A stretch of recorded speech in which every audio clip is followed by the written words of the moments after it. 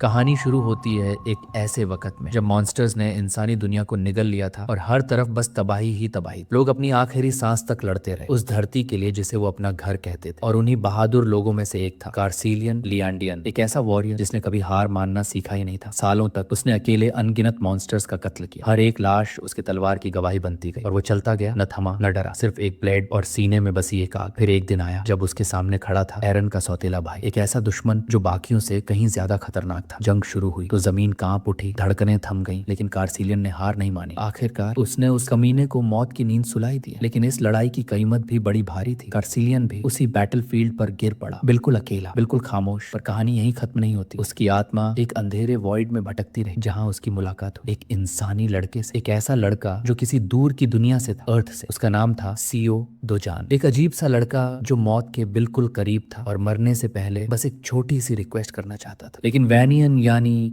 कार्सिलियन सुनने को भी राजी नहीं था। उसके लिए तो सब खत्म हो चुका था। वो थक गया था, टूट चुका था, अपना देश खोया, अपने लोग खोए और आखिर में खुद भी एक गुमनाम मौत मरा। और ये लड़का, वो भी जीना नहीं चाहता था, बस इतना चाहता था कि उसका परिवार सुकून से जिंदगी जी सके। अब शायद कार्सिलियन के सीने में बचा हुआ आखिरी इंसान फिर से जाग उठा था। उसने वो बात सुनी जिसे सुनते ही एसीओ दोजान की आंखों में उम्मीद चमक उठी। उसने कहा, बस इतना कर दो, मेरा परिवार महफूज रहे। और कार्सिलियन ने हाँ कर दिया। अब उसका नया मिशन शुरू हो चुका था। वो अर्थ पर आ गया और अब उसकी रूह कैद है उसी लड़के के जिस्म में। दोजान मिशन इन्फिल्ट्रेट करना है नामसन गेट को, जो सी रैंक का गेट है, लेकिन वहां सिर्फ रजिस्टर्ड हीरोज को ही एंट्री मिलती। तो जैसे ही वो पहुंचता है ऑटोमेटेड वॉइस गूंजती है, please scan your ID card. लेकिन भाई के पास कोई आईडी नहीं है। तो उसने क्या किया, सीधा सिक्योरिटी वॉल को तोड़कर अथॉराइज्ड बिल्डिंग में घुस गया। सायरन चीखने लगा, infiltration alert, unauthorised entry detected. लेकिन कार्सिलियन यानी अब दोजान बिल्कुल शांत गेट के अंदर चलता गया। बस एक ही चीज ढूंढ रहा था, कोई मॉन्स्टर मिले जिसे मैं फाड़ सकूं। उसी वक्त उसकी नजर पड़ी एक लाइसेंस्ड हीरोज की पार्टी पर। उन्होंने सोचा कि शायद ये लड़का रास्ता भटक गया। तो एक हीरो मुस्कुराते हुए बोला, भाई लगता है तुम गलती से अंदर आ गए, चलो हम भी बाहर ही जा रहे हैं, तुम्हें रास्ता दिखा देते। उन्हें क्या पता था कि ये लड़का कोई आम बंदा नहीं, ये तो वो है जो मौत को भी मात दे चुका है। नामसन गेट के अंदर एक अजीब सी खामोशी फैली हुई थी। दोजान कुछ नहीं बोलता, बस चुपचाप खड़ा रहता है। लेकिन उसके आसपास की हवा कुछ अजीब सी महसूस होने लगती है। उसके चेहरे पर कोई डर नहीं, कोई हैरानी नहीं, बस एक ठंडी सी नजर जिसने वहां मौजूद लाइसेंस्ड हीरोज को भी थोड़ी देर के लिए सतर्क कर दिया। उनका शक जायज था। सामने खड़ा लड़का न तो किसी हीरो जैसा दिखता है, ना उसके कपड़े वैसे हैं, बिल्कुल कैजुअल, इतना सिंपल कि जैसे किसी पार्क में घूमने आया। और वो बैग कंधे पर लटकता हुआ बिल्कुल आउट ऑफ प्लेस। शायद कोई न्यूबी पोर्टर होगा जो अपने पार्टी से बिछड़ गया। लेकिन फिर भी उनके दिल में एक सवाल टिक गया, क्या वाकई ये लड़का बस खो गया? तभी पहली बार वो लड़का बोलता है, आवाज में नरमी नहीं, कोई घबराहट नहीं, बस एक सीधी बात, हाँ मैं अकेला आया हूँ, किसी हीरो पार्टी के साथ नहीं। उसके शब्द सुनते ही पार्टी का एक मेंबर थक कर सांस छोड़ता है। ओ भाई, फिर वही कहानी। उसे पहले भी कई ऐसे लोग मिले हैं जो फ्लैशी टीवी एड्स देखकर जोश में आ जाते हैं, सोचते हैं कि मॉन्स्टर्स का शिकार करना किसी वीडियो गेम जैसा है। लेकिन असलियत वो बड़ी भयानक होती है। वो समझाता है, तुम्हें पहले ऑफिशियल हीरो सर्टिफिकेशन चाहिए, फिर ट्रेनिंग, टेस्टिंग, उसके बाद ही तुम गेट में जा सकते हो। और ये गेट सी रैंक है, समझे? अगर तुम जैसे रॉकरी को हीरो बनना ही है तो पहले एफ रैंक गेट से शुरू करो, वरना जान से जाओगे सपनों की तरह। वो बस समझा रहा था, शायद लेक्चर दे रहा था, पर डोजन के लिए ये सब एक अनरिलेवेंट शोर था। वो उस हीरो की आंखों में देखकर कहता है, मुझे किसी की सलाह की जरूरत नहीं है। आवाज में वो ठंडापन था जो सीधा दिल पर लगता है। बाकी के हीरोज सन्न रह जाते हैं। अरे यार, हेल्प ही तो कर रहे थे, एटीट्यूड क्यों दिखा रहा है? कुछ को गुस्सा भी आता है, लेकिन उनका लीडर हाथ उठाकर सभी को रोकता है, शांत रहो, अगर इसे मदद नहीं चाहिए तो जाने दो। जिंदगी ही सिखा देगी इसे कि जब कोई समझदार बात कर रहा हो तो कान बंद नहीं करने चाहिए। और शायद वो सही था, क्योंकि अगला ही पल दोजन की नजर उस चीज पर पड़ती है जिसका उसे इंतजार था। एक जायंट ट्रॉल, आंखें लाल, हाथ में लोहे का सोर्ड और भूख से पागल। उसने दहाड़ते हुए हमला किया। सोर्ड जमीन पर गिरी, लेकिन दोजान उसी फ्रैक्शन में गायब। इतनी तेजी से हिला कि ट्रोल को समझ ही नहीं आया उसके सामने क्या हुआ। और फिर एक मुक्का सीधा उस ट्रोल के चेहरे पर, इतना भयानक कि उसका सिर ही उड़ गया। एक पंच और पूरा मॉन्स्टर मिट्टी में मिल गया। और अब आता है मजेदार हिस्सा, लूटिंग टाइम। दोजान झुकता है, उस ट्रोल की बॉडी से उसकी तलवार उठाता है और उसी तलवार से मॉन्स्टर के सीने को चीरता है।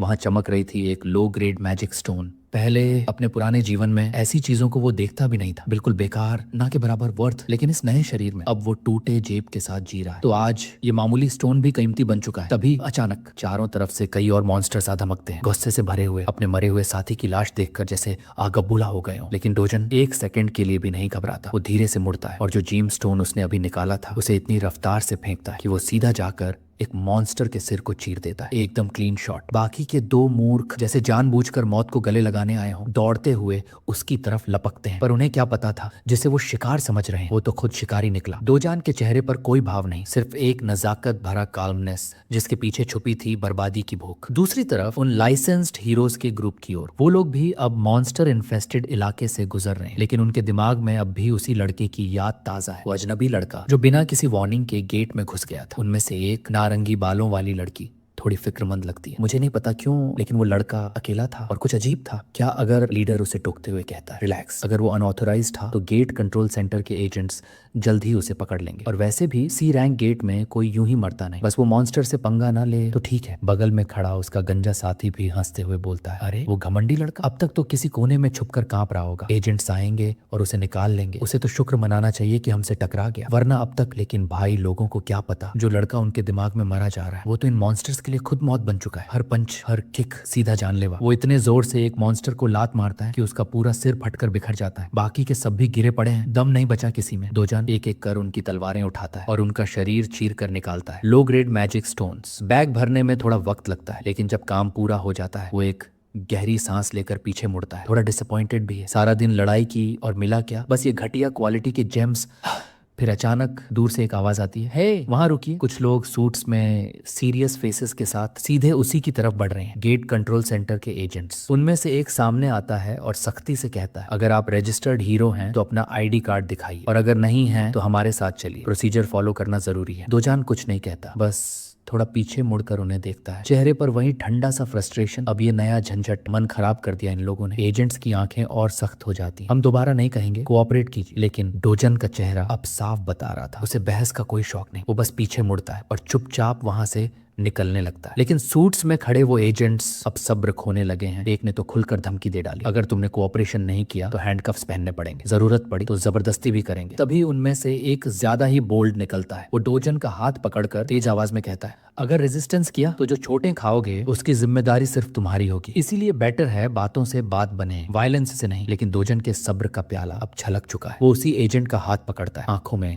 सीधा देखकर कहता है, अपने रास्ते में कांटे मत बो वरना उखाड़ना मुझे आता है। ये लाइन सीधी उस बंदे की रूह में उतर जाती है, एक ठंडी सनसनी उसकी रीढ़ तक दौड़ती है। बाकी दो एजेंट्स अपने मैजिक बैटॉन्स निकाल लेते हैं, ग्रेड 4 मैजिक स्टाफ्स, काफी ताकतवर होते हैं, एक ऑर्क को भी बेहोश कर सकते हैं। लेकिन दोजान, उसके सामने इनका असर जैसे माचिस लेकर तूफान रोकना। दोजान उसी एजेंट की कलाई मरोड़ देता है, इतनी बेरहमी से कि वो सीधे करा उठता है, छोड़ो मुझे, अरे हाथ टूट जाएगा। लेकिन दोजान सिर्फ एक और चेतावनी देता है, अगर अपनी आखिरी इज्जत बचानी है तो अभी के अभी दफा हो जाओ। अब बात निकल चुकी थी कंट्रोल से, एजेंट्स के पास कोई रास्ता नहीं बचता सिवाय ताकत के इस्तेमाल के। वो पीछे हटते हैं, पोजीशंस लेते हैं और पूरी कोशिश करते हैं कि किसी तरह अपने स्टाफ से डोजन को टैग कर लें। लेकिन उनमें से एक की पीठ में डोजन का घूंसा ऐसा पड़ता है कि वो सीधा जमीन पर गिरता है। दूसरे को पेट में एक और जोरदार पंच, हवा ही निकल जाती है। अब बचता है सिर्फ एक, वो चश्मे वाला। उसकी सांस तेज चल रही है, चेहरे पर पसीना, नजरें डोल रही है। वो जान चुका है अब उसकी बारी है। तभी डोजन की बॉडी एक पल में गायब हो जाती है। क्या, कहाँ गया? एजेंट की आंखें फैल जाती है, उसके सामने खड़ा इंसान हवा में गायब, और फिर एक इनविजिबल पंच सीधा उसके पेट में धंसता है। वो पीछे की ओर लड़खड़ाता है, चेहरे पर सिर्फ दर्द और डर। अब हर एजेंट समझ चुका था वो जिसे पकड़ने आए थे वो तो खुद शिकारी है। दोजन अब थक चुका था इस बेवकूफी भरे शोर से, उसका मूड बिगड़ चुका था और पीछा करते इन एजेंट्स ने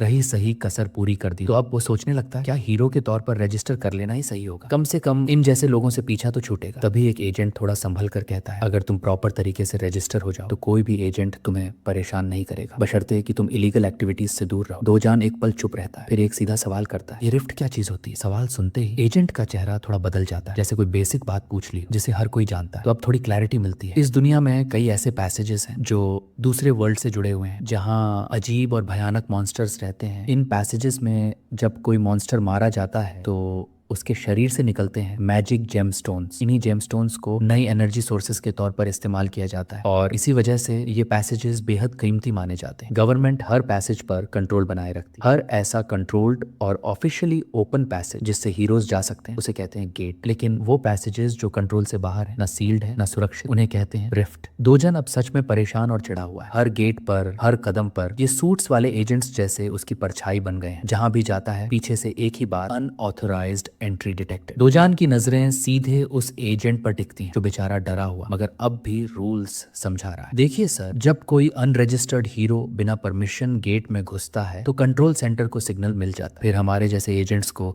तुरंत भेजा जाता है नियर बाय एरिया से। अब दोजान सोच रहा है कि वो एक रिफ्ट में घुस जाए तो एजेंट तुरंत बोल पड़ता है, रिफ्ट कोई गेट नहीं होता, वहां घुसना मतलब सीधा कानून तोड़ना होता है, कोई वार्निंग नहीं, कोई मर्सी नहीं, सीधा सजा। लेकिन दोजान, उसे इन बातों में जीरो इंटरेस्ट है। वो एजेंट के चेहरे को पकड़ता है और जैसे कूड़े का बैग फेंकते हैं ना, उसी अंदाज में उसे साइड में उछाल देता है। बेचारा एजेंट अब वहीं जमीन पर पड़ा है, हाथ शायद फ्रैक्चर हो गया और दिल में गिल्ट भर गया है। क्यों नहीं हेडक्वार्टर्स को पहले ही बुला लिया। दोजन बस एक बार उसकी तरफ देखता है, कंधे पर लटकता बैग, चेहरे पर वही पुराना ठंडा एक्सप्रेशन। कमजोर लोग सिर्फ लफ्जों में ताकत ढूंढते हैं, लेकिन जब वक्त आता है तो बस चिल्लाते रह जाते हैं। पीछे से वो एजेंट चिल्ला रहा है, तुझे छोड़ूंगा नहीं, तुझे जेल भिजवाऊंगा। कुछ समय बाद हम पहुंचते हैं ग्वामचौन डिस्ट्रिक्ट में, जहां खड़ा है soul gas and digital complex. अब इसे कहते हैं हीरो कॉम्प्लेक्स। हर तरह का गेट रिलेटेड सामान, मैजिक स्टोन्स की खरीद फरोख्त और मॉन्स्टर लूट यहीं पर मैनेज होता है। अब ये जगह दिन रात लाइव रहती, लोग आते हैं, बेचते हैं, खरीदते हैं और कुछ ऐसे भी होते हैं जो रील्स स्क्रॉल करते हुए बिजनेस चलाते हैं। जैसे कि वो दुकानदार जिसके पास दोजान पहुंचा है। वो लड़का इंस्टा पर डूबा हुआ स्क्रीन से सिर उठाए बिना कहता है, जी भाई बोलिए क्या काम है। दोजान एक ही बात कहता है, मैजिक स्टोन्स बेचनी है। तभी वो दुकान वाला थोड़ी एक्टिंग चालू करता है, अरे सर आप बिल्कुल सही जगह आए हैं, हम पूरे देश में सबसे बढ़िया रेट देते हैं, क्लाइंट सेटिस्फैक्शन हमारा मोटो है। दोजान बिना एक्सप्रेशन बदले अपने बैग से सारे स्टोन्स निकालकर काउंटर पर फैला देता है। मॉन्स्टर के खून से सने हुए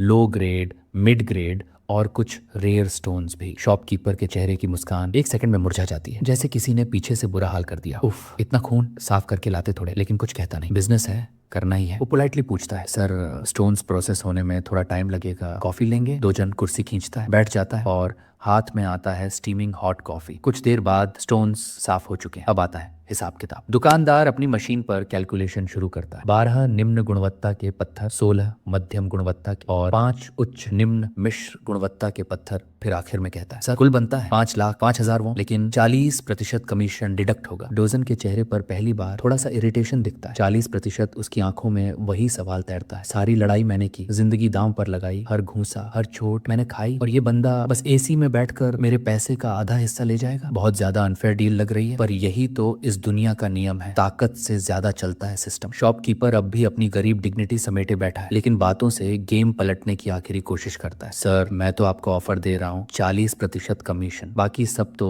45% या उससे भी ज्यादा काटते हैं। वो इतना कॉन्फिडेंट है कि एक और कार्ड फेंक देता है, अगर डील पसंद नहीं आई तो स्टोन्स वापस ले जाइए, कहीं और तो इससे ज्यादा मिलेगा नहीं। मतलब बिल्कुल टिपिकल चीप शॉप ट्रिक। लेकिन दोजान कोई आम ग्राहक नहीं, वो एक नजर उस दुकानदार की शराफत पर डालता है, फिर एक एक करके अपने स्टोन्स वापस बैग में भरने लगता है। अब शॉपकीपर समझ चुका है दांव उल्टा पड़ गया, तो टैक्टिक्स बदलता है और हाथ पकड़कर रोकने की कोशिश करता है। रुकिए, आप अप्रेजल चार्जेस और कॉफी का पैसा तो दीजिए। अब गिनाना शुरू होता है, 30,000 वन अप्रेजल के, 10,000 कॉफी के और वो महंगा टॉवल जो खून से सड़ गया उसकी भी कॉस्ट टोटल मांगता है। 3,50,000 वन। मतलब भाई खुद ही लूट के शिकार बनने की कोशिश कर रहा है। दोजान बस ठंडी नजर डालता है, ना आवाज ऊंची करता है ना कोई बहस, बस वही शांत स्टेयर जो किसी का भी आत्मविश्वास चूस ले। लेकिन वो दुकानदार कहाँ मानने वाला था, अब वो डरावनी चालें चलने लगता है। मुझे मजबूर मत करो, मेरे पास C रैंक हीरो हैं, एक इशारे पर आ जाएंगे। और बस जैसे उसने समन बटन दबा दिया हो, पीछे के दरवाजे से 3 बड़े से लड़ाके अंदर घुसते हैं। C rank licensed heroes. क्या दिक्कत है, किसने बुलाया। शॉपकीपर पीछे हटकर बोलता है, इसी ने एटीट्यूड दिखाया है, संभाल लो इसे। दोजन अब भी वही है, ना घबराता है ना पीछे हटता है, बस उस गंदे दुकानदार की आंखों में सीधा देखता है। वो स्टेयर ना इंसान सह पाए ना कोई मॉन्स्टर, और अगले ही पल वो दुकानदार का पसीने से भीगा हुआ चेहरा नजर आता है। एकदम डर के मारे जड़ हो चुका था। जो अभी तक खुद को बॉस समझ रहा था, अब उसे पता चल चुका है असली बॉस कौन है। तीनों गार्ड्स जमीन पर पड़े हुए हैं, बेहोश, हर एक की हालत जैसे उन्हें किसी हरिकेन ने हिट किया हो। दोजन एक बार फिर काउंटर तक जाता है, धीरे से बोलता है, कमीशन कितना था। 40%। शॉपकीपर कांपते हुए सिर हिलाता है, अब 1% ठीक रहेगा। दोजन की आवाज में वो वेट होता है जो सवाल उठाने की इजाजत नहीं देता, और बिना एक भी शब्द बोले डील हो जाती है। दोजान कैश समेटता है, एक फैट स्टैक जिसमें उसकी मेहनत नहीं उसके घूंसों की गूंज है। अब सीन शिफ्ट होता है, दोजान का घर। ग्रैंडमा और उसकी छोटी बहन दोनों पैसे देखकर दंग रह जाती है। इतना सारा पैसा ऐसा? तूने किया क्या? ग्रैनी की आंखें थोड़ी शक से सिकुड़ती हैं। ये तो नकली तो नहीं? दोजान तुरंत स्मूथ आंसर निकालता है। एक दोस्त था, उसको पैसे दिए थे बिजनेस के लिए, अब बिजनेस चल गया तो उसने वापस किया। ग्रैंड माँ थोड़ी कंफ्यूज्ड होती, तेरा दोस्त है कौन? मैंने तो कभी नहीं सुना। दोजान तुरंत बैकअप लाइन निकालता, पुराना चाइल्डहुड फ्रेंड है ग्रैंड माँ, तू भूल गई होगी, नाम बताने से भी नहीं याद आएगा। कुछ सेकंड ग्रैंड माँ की नजरें उसे चीरती हैं, फिर जैसे थक कर कहती हैं, ठीक है, पूछती नहीं, बस सही रास्ते पे रहना। और बस एक और जंग बिना खून बहाए जीत ली गई। घर के अंदर एक छोटी सी लड़की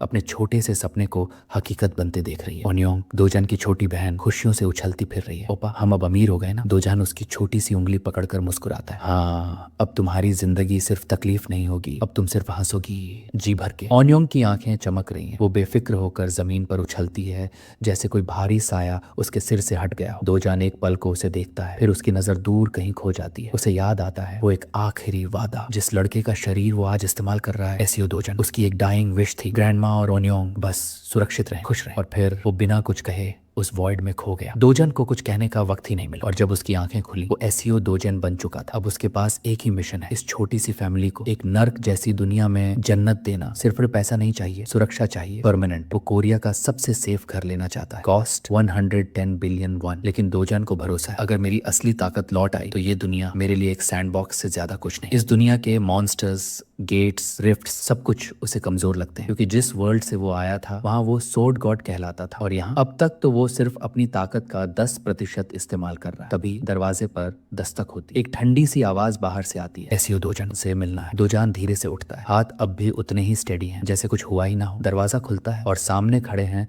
दो थग टाइप बंदे, चेहरों पर वही एटीट्यूड जो सिर्फ इंटरेस्ट से ज्यादा पैसा खाने वालों में आता है। बोलते हैं, तेरा 48 मिलियन वॉन का कर्ज बाकी है। दोजान की आंखें सिकुड़ती हैं। 48 तुरंत याद आता है, ओरिजिनल एसईओ। दोजान ने कभी 5 मिलियन का लोन लिया था ग्रैंडमा की हॉस्पिटल बिल्स के लिए, लेकिन ये लोग 10 गुना ज्यादा मांग रहे हैं। Interest, late fees, processing charge, या बस लूट का लाइसेंस। दोजान को अब डाउट नहीं रहा, ये लोन शार्क्स हैं। और अब जब उन्हें पता चला है कि दोजान गेट्स में कमाई कर रहा है तो उगाही चालू कर दी। कानूनी डॉक्यूमेंट्स भी साथ लाए हैं, लेकिन जो मिलता है उन्हें वो है एक सीधा पंच बड़े थग के मुंह पर, इतना तेज घूंसा कि बंदा लिटरली हवा में उड़कर पीछे गिरता है। दूसरे थग की सांस रुक जाती है, चेहरा ऐसा जैसे कोई भूत देख लिया हो। दोजान फिर उसकी तरफ मुड़ता है और वही स्टेयर जो किसी की हड्डियां तक फ्रीज कर दे। धीरे से बोलता है, 9 मिलियन से ज्यादा तो मैं पहले ही चुका हूँ, अब हिसाब तमीज से करोगे या बाकी भी मुझसे ही पिटवाओगे। दूसरे थग की आंखें भीग जाती हैं और अगले ही सेकंड में एक और पंच, इतना सटीक कि उसका हौसला वहीं टूट जाता है। दोजान आखिरी लाइन बोलता है, अपने बॉस से कह देना अब मैं खुद मिलने आ रहा हूँ। अब सीन शिफ्ट होता है एक मॉल के अंदर, भीड़ भाड़, नियॉन लाइट्स, परिवारों का जबरदस्त हंगामा, और एक बच्ची ओनियोंग एक टेडी बियर स्टोर में रोशनी की तरह चमक रही है। वो उत्साह से वहां कूद रही है जहां उसके जैसे हजारों बच्चों को सिर्फ देखकर लौटना पड़ता था। लेकिन आज उसके ओपा ने उसे सपनों की दुकान में लाकर खड़ा किया है। आज ओनियोंग की दुनिया में सिर्फ एक कानून है, चाहे जो चाहिए ले सकती हो। वो खिलखिलाती हुई स्टफ टॉयज की दुकान में घूम रही है, हर गुड़िया को ध्यान से देखती है, हर रंग, हर एक्सप्रेशन उसे थोड़ा और एक्साइटेड कर देता है। लेकिन दोजान वो बस चुपचाप देख रहा है। उसकी आंखों में एक अजीब सी शांति है, क्योंकि वो जानता है उसका दिल जो कभी पत्थर हो गया था वो आज धड़क रहा है, सिर्फ एक छोटी बच्ची की मुस्कान के लिए। वो ऐसा इंसान नहीं था पहले, पिछली जिंदगी में वो एक मशीन था, धारदार तलवार की तरह, बेदर्द, बेरहम। लेकिन इस दुनिया में आने के बाद ओरिजिनल एसियो दोजान की यादें धीरे धीरे उसके सीने में घुलने लगी, जिसने इस छोटी सी बहन और अपनी बूढ़ी दादी के लिए हर दर्द चुपचाप झेला। अब वो प्यार जो कभी सीखा ही नहीं था, उसे अब जीना है और देना भी। ओनियोंग धीरे से एक छोटा सा बनी उठाती है, बहुत मॉडेस्ट तरीके से, ना ज्यादा महंगा ना फ्लैशी, बस सिंपल और प्यारा। लेकिन दोजान वो बनी देखता है, फिर दुकान में एक बड़ा सा प्लश बनी उठा लेता है। छोटा क्यों सोच रही हो, आज तेरा दिन है, जो मन करे ले लो, पैसा नहीं देखना। ओनियोंग मुस्कुराती है, वो छोटी सी मुस्कान जो किसी भी जंग जीतने से ज्यादा कीमती है। इसके बाद दोनों चलते हैं एक कोजी रेस्टोरेंट की तरफ। खाना सिर्फ भूख मिटाने के लिए नहीं, बल्कि उस जिंदगी को सेलिब्रेट करने के लिए है जो कभी उन्हीं के लिए एक सजा थी। लेकिन वहां आ जाती है एक मुसीबत। एक भारी काया औरत एकदम डिजाइनर लुक में पीछे 3-4 बॉडीगार्ड्स के साथ दोजान को पुकारती है। दोजान धीरे से पलटता है, वो औरत same old toxic type, smug face, judgmental eyes, बोलती है, अरे तुम्हारा ड्रेसिंग सेंस तो उसी झुक्की से उठा लाए हो। फिर अपनी निगाहें ओनियोंग पर डालती है, एक नजर किसी गॉसिप क्वीन की तरह होती है। कौन है ये लड़की, तूने किसी को प्रेग्नेंट कर दिया क्या, जैसे तेरी माँ आई थी बिना बुलाए। वैसे ही हर एक शब्द सांप की तरह जहर उगलता है। लेकिन सबसे खतरनाक बात यह कि ओनियोंग अब भी मासूमियत से बैठी है। उसे नहीं पता ये औरत कौन है या क्यों उसके बारे में ऐसे बोल रही है। फिर औरत मुड़ती है उस बच्ची की तरफ, तुम्हारा नाम क्या है प्यारी बच्ची। ओनियोंग नरमी से जवाब देती है, ली यूनियोंग। बस अब पजल मैच हो गया। औरत को समझ आ जाता है कि ये लड़की दोजान की बहन है और उसके बाद वो लड़की के कपड़ों तक पर ताना मारती है, इतने गंदे कपड़े, क्या तुम लोग सच में इसी गली के हो? दोजान की नसें तन चुकी हैं पर वो अब भी खामोश है। क्यों? क्योंकि इस औरत को वो जानता है, क्योंकि वो कोई रैंडम ट्रोल नहीं है, वो उसकी स्टेप सिस्टर है। हाँ, वही औरत जिसके घर में वो एक अवैध औलाद की तरह घुसा था जब उसकी माँ की मौत हो गई थी। वो औरत अब भी उस गैर कानूनी बच्चे को नीचा दिखाने आई है। अब वो आखिरी हद पार करती है। ऑन्योंग की तरफ देखकर बोल्ड होकर पूछती है, बोलो ना बच्ची, हार्लट का मतलब जानते हो? बस दोजान उठता है। आंखों में अब वो गर्मी नहीं, सिर्फ बर्फ जैसी धार है। धीरे से बोलता है, तू ना ऑर्क ट्राइब की कोई खोई हुई अगली फीमेल लगती है, तू इंसान नहीं लगती। औरत का चेहरा सुन्न पड़ जाता है। वो कुछ कह ही नहीं पाती, शब्द जैसे उसके गले में अटक गए हों। एक्चुअली दोजान एक इलेजिटिमेट चाइल्ड था। उसकी माँ अपने दम पर उसे पाला, लेकिन जब वो 7 साल का था माँ चली गई और वो पहुंचा अपने उस बाप के घर जहाँ उसकी नई बीवी ने उसे कभी बेटा नहीं समझा। उसके साथ तो जैसे किस्मत ने मजाक किया था, अपने ही घर में बेगाना बना दिया गया था। एक इलेजिटिमेट चाइल्ड होने के बाद उसके लिए दर्द शुरू हुआ तो फिर रुका ही नहीं। जब उसकी स्टेप मॉम ने अपने बेटे को जन्म दिया, दोजुन की जिंदगी में जैसे किसी ने ताला जड़ दिया। घर के हर कोने से उसे गायब कर दिया गया, जैसे उसकी मौजूदगी ही कोई गुनाह, और फिर निकाल दिया गया उस घर से जहां वो किसी जमाने में जीने की कोशिश कर रहा था। अब वो अपने हाफ सिबलिंग के साथ नानी के घर में किसी तरह पल रहा था, और यही वो वक्त था जब वो मुस्कुराता भी था तो लगता था जैसे खुद से झूठ बोल रहा। आज जब वो सब याद करता है, उस पुराने डोजुन के लिए उसकी आंखों में तरस है, क्योंकि वो लड़का टूट चुका था, फिर भी अपनी मुस्कान को जिंदा रखने की कोशिश कर रहा था। और इसीलिए जब वो औरत उसके सामने खड़ी होती है, वो ऑर्क जैसी शक्ल वाली, घटिया सोच वाली और एकदम जहरीली जुबान वाली स्टेप सिस्टर, दोजुन खुद को रोक रहा होता है, पर अब और नहीं। अब वो बर्दाश्त नहीं करेगा। वो याद करता है कैसे इस औरत के साथ उसने एक ही छत के नीचे गुजारा किया था और कैसे वो हर दिन जहन्नुम से कम नहीं होता था। दोजुन की आंखों में अब दया नहीं, आग है। वो एक के बाद एक ऐसा वर्बल सर्जिकल स्ट्राइक करता है कि सामने वाली की रूह तक कांप जाती है। तो बस एक वॉकिंग इनसिक्योरिटी है जो खुद अगली फील करती है, इसलिए दूसरों पर उंगलियां उठाती है। तेरे जैसा इंसान दूसरों को नीचा दिखाकर ही खुद को जिंदा महसूस करता है, लेकिन तुझमें असलियत देखने की हिम्मत नहीं है, क्योंकि सच में तू अंदर से खोखली है। और तब पूरे मॉल की नजरों में वो औरत बस एक तमाशा बन जाती है। लोग देखते हैं वो जलती है पर बोल नहीं पाती, और फिर एंट्री होती है डोजुन की स्टेप मॉम की। लेकिन पहले 5 सेकंड में ही माहौल समझ आ जाता है। वो ऑर्क वाली बेटी जब माँ से शिकायत करती है, स्टेप मॉम उसे एक नजर देखती है और बस एक नजर से उसे चुप करवा देती है। भाई, ये औरत तो चाल में ही वेनम है। और जैसे ही वो डोजुन की तरफ देखती है, चेहरे पर एक बनावटी मुस्कान और आवाज में मीठा जाए, आओ बेटा घर चलो, थोड़ा सा वक्त बिताते हैं। लेकिन डोजुन अब बच्चा नहीं है। वो जानता है कि इस औरत की फेक स्वीटनेस के पीछे कितना जहर है। उसे याद है वो 12 साल जो उसने इस औरत की छाया में बिताए, हर दिन मेंटल टॉर्चर से भरा हुआ। और तभी उसकी आवाज एकदम बर्फ जैसी ठंडी हो जाती है। तू जा सकती है, अपनी वो झूठी शान समेट के चुपचाप निकल जाए यहाँ से। ये वो लाइन थी जो जिंदगी भर उस औरत के दिमाग में गूंजेगी। वो शौक में है, ये वही लड़का है जो कभी उसके थप्पड़ पर भी कुछ नहीं बोलता था। अब वो और उसकी बेटी दोनों टेल टक्ट करके निकल लेते हैं, साथ में वो मैनिक्विन टाइप बॉडी गार्ड्स भी, जिन्होंने पूरे सीन में चुप रहकर बैकग्राउंड ट्री का रोल निभाया। अब नजर दौड़ाते हैं अपने डोजन पर। अभी अभी जो हुआ उस एनकाउंटर ने उसका मूड तो खराब कर ही दिया था, और उस पर 2 अनोइंग लड़कियों ने रही सही कसर भी पूरी कर दी। तो बिना एक पल रुके वो भी वहां से निकल पड़ा। मगर ये सब उसने बस यूं ही नहीं किया। उसका वो रूखा जवाब, उसके स्टेप फैमिली को इग्नोर करना, वो पूरा इंटेंशनल था। वो बस एक बात साफ कर देना चाहता था, अब वो एसईओ दोजान नहीं रहा जो चुपचाप हर बात सह ले, हर इंसल्ट निगल जाए। अब बारी थी उन लोगों को दिखाने की कि वो पुराना लड़का खत्म हो चुका है। दूसरी तरफ एक तेज रफ्तार मर्सिडीज सड़क पर धुआं उड़ाती हुई, और उसमें बैठी हैं 2 जानी पहचानी गंदगी, माँ और बेटी। दोनों का चेहरा अब भी जल रहा है ह्यूमिलिएशन की आग। बेटी अपनी माँ पर भड़की पड़ी है, तुमने कुछ कहा क्यों नहीं, उसको वहीं सबक क्यों नहीं सिखाया। माँ चुप थी, लेकिन उसकी चुप्पी में कोई गिल्ट नहीं था, बल्कि कुछ और ही पक रहा था उस दिमाग में। तभी वो अपने मैनेजर पर बरस पड़ती है, मुझे ये बता दोजान अभी तक जिंदा कैसे? हमने तो साफ साफ कहा था काम पूरा होना चाहिए। मैनेजर उस शाइनी हेड वाले बंदे की हालत देखो, घबरा गया, कांपते हुए बोल पड़ा, सब रिपोर्ट के मुताबिक तो वो मर चुका था, पर पता नहीं ये कैसे। बंद करो। माँ की आंखों में खून उतर आया। किस बकवास की रिपोर्ट थी वो? अगर जिंदा है तो साफ साफ मतलब कोई गड़बड़ हुई। अब मैनेजर को दोबारा भेजा जाए, इस बार ये काम अधूरा नहीं रहना चाहिए। पर बेटी को अभी तक कुछ समझ ही नहीं आ रहा। उसके चेहरे पर डर झलकने लगता है। वो घबरा गई। माँ क्या बोल रही है? किल, डाई, क्या चल रहा है ये सब? तभी माँ एक खामोश लेकिन भारी सवाल पूछती है, कहीं तू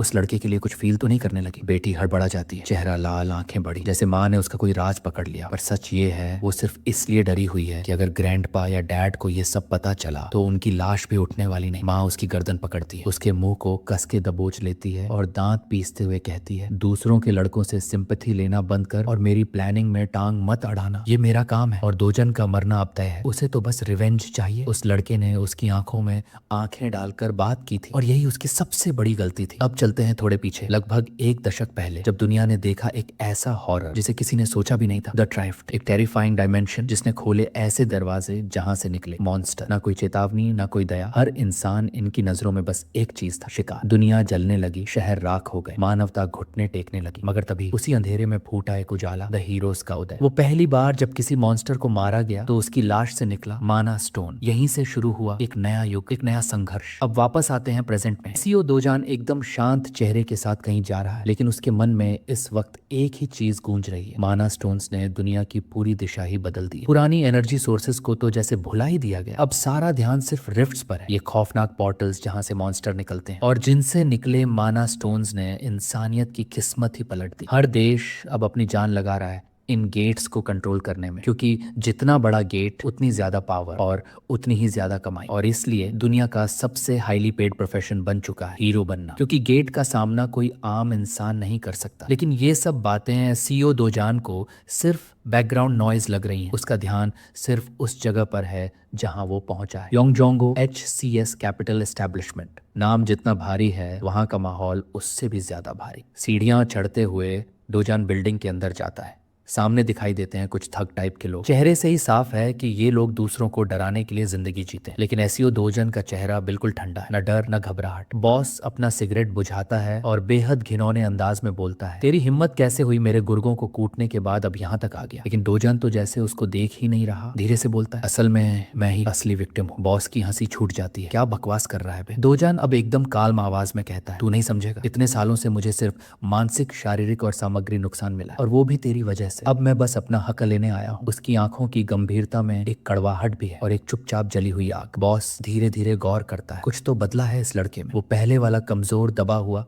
चुपचाप रहने वाला दोजान अब नहीं रहा। अब सामने खड़ा है एक ऐसा लड़का जिसने अकेले उस गुर्गे को धूल चटा दी जिसे बॉस ने डराने के लिए भेजा था। बॉस की निगाहें संकुचित होती हैं। क्या तू गेट के अंदर जाकर अवेक हो चुका है? उसके मन में शक साफ है, लेकिन फिर भी ईगो के नशे में बॉस गलती कर बैठता है। एक भद्दी मुस्कान के साथ बोलता है, तेरा ये कॉन्फिडेंस ही तेरी मौत बनेगा। गेट में कुछ दिन क्या घुमा दिया, खुद को हीरो समझ बैठा। और फिर कमरे में भारी भरकम मसलमैन घुसते हैं, सारे चेहरों पर वही टिपिकल गैंग स्टाइल एक्सप्रेशंस। लेकिन भाई दोजान की आंखें भी नहीं झपकती। कमरे का माहौल भारी है पर दोजान आराम से सोफे पर बैठा है, चेहरा शांत और आंखों में वही पुराना रेजर शार्प फोकस। सामने 5 गुंडे और बीच में वो बॉस जो अपने आप को अंडरवर्ल्ड का किंग समझता है। वो बकवास कर रहा है, बोलता है, चाहे कोई भी अवेकन हो जाए आखिर में मरेगा तो स्ट्रीट डॉग की तरह ही। और सबसे मजेदार बात, उसे लगता है कि सीओ दोजान बस एक डी क्लास हीरो है, एक मामूली लड़का जिसे मेरी ऑर्गेनाइजेशन पल में कुचल सकती है। लेकिन Dojan no reaction, no fear, बस हल्का सा सिर उठाता है और ठंडे लहजे में कहता है, बैठ जा, मैं अभी बोला ही कहाँ हूँ। बॉस के चेहरे पर जैसे किसी ने झापड़ मारा, उसके गुंडों की नसें तन जाती हैं। और तभी उनमें से एक लड़का बहादुरी दिखाने की गलती कर देता है। पर दोजान भी कुछ कम नहीं, वो धीरे से चश्मा उतारता है जैसे कह रहा हो, अब देख तेरी औकात। और फिर एक घूंसा और वो लड़का उड़ता हुआ दीवार से जा टकराता है। बाकी सब तो बस देखते ही रह जाते हैं, जैसे किसी डिवाइन कॉमेडी का हिस्सा बन गए। और दोजान वो एक एक करके सबको स्पेशल स्लीपिंग रूटीन में सुलाता चला जाता है, एकदम काल्म,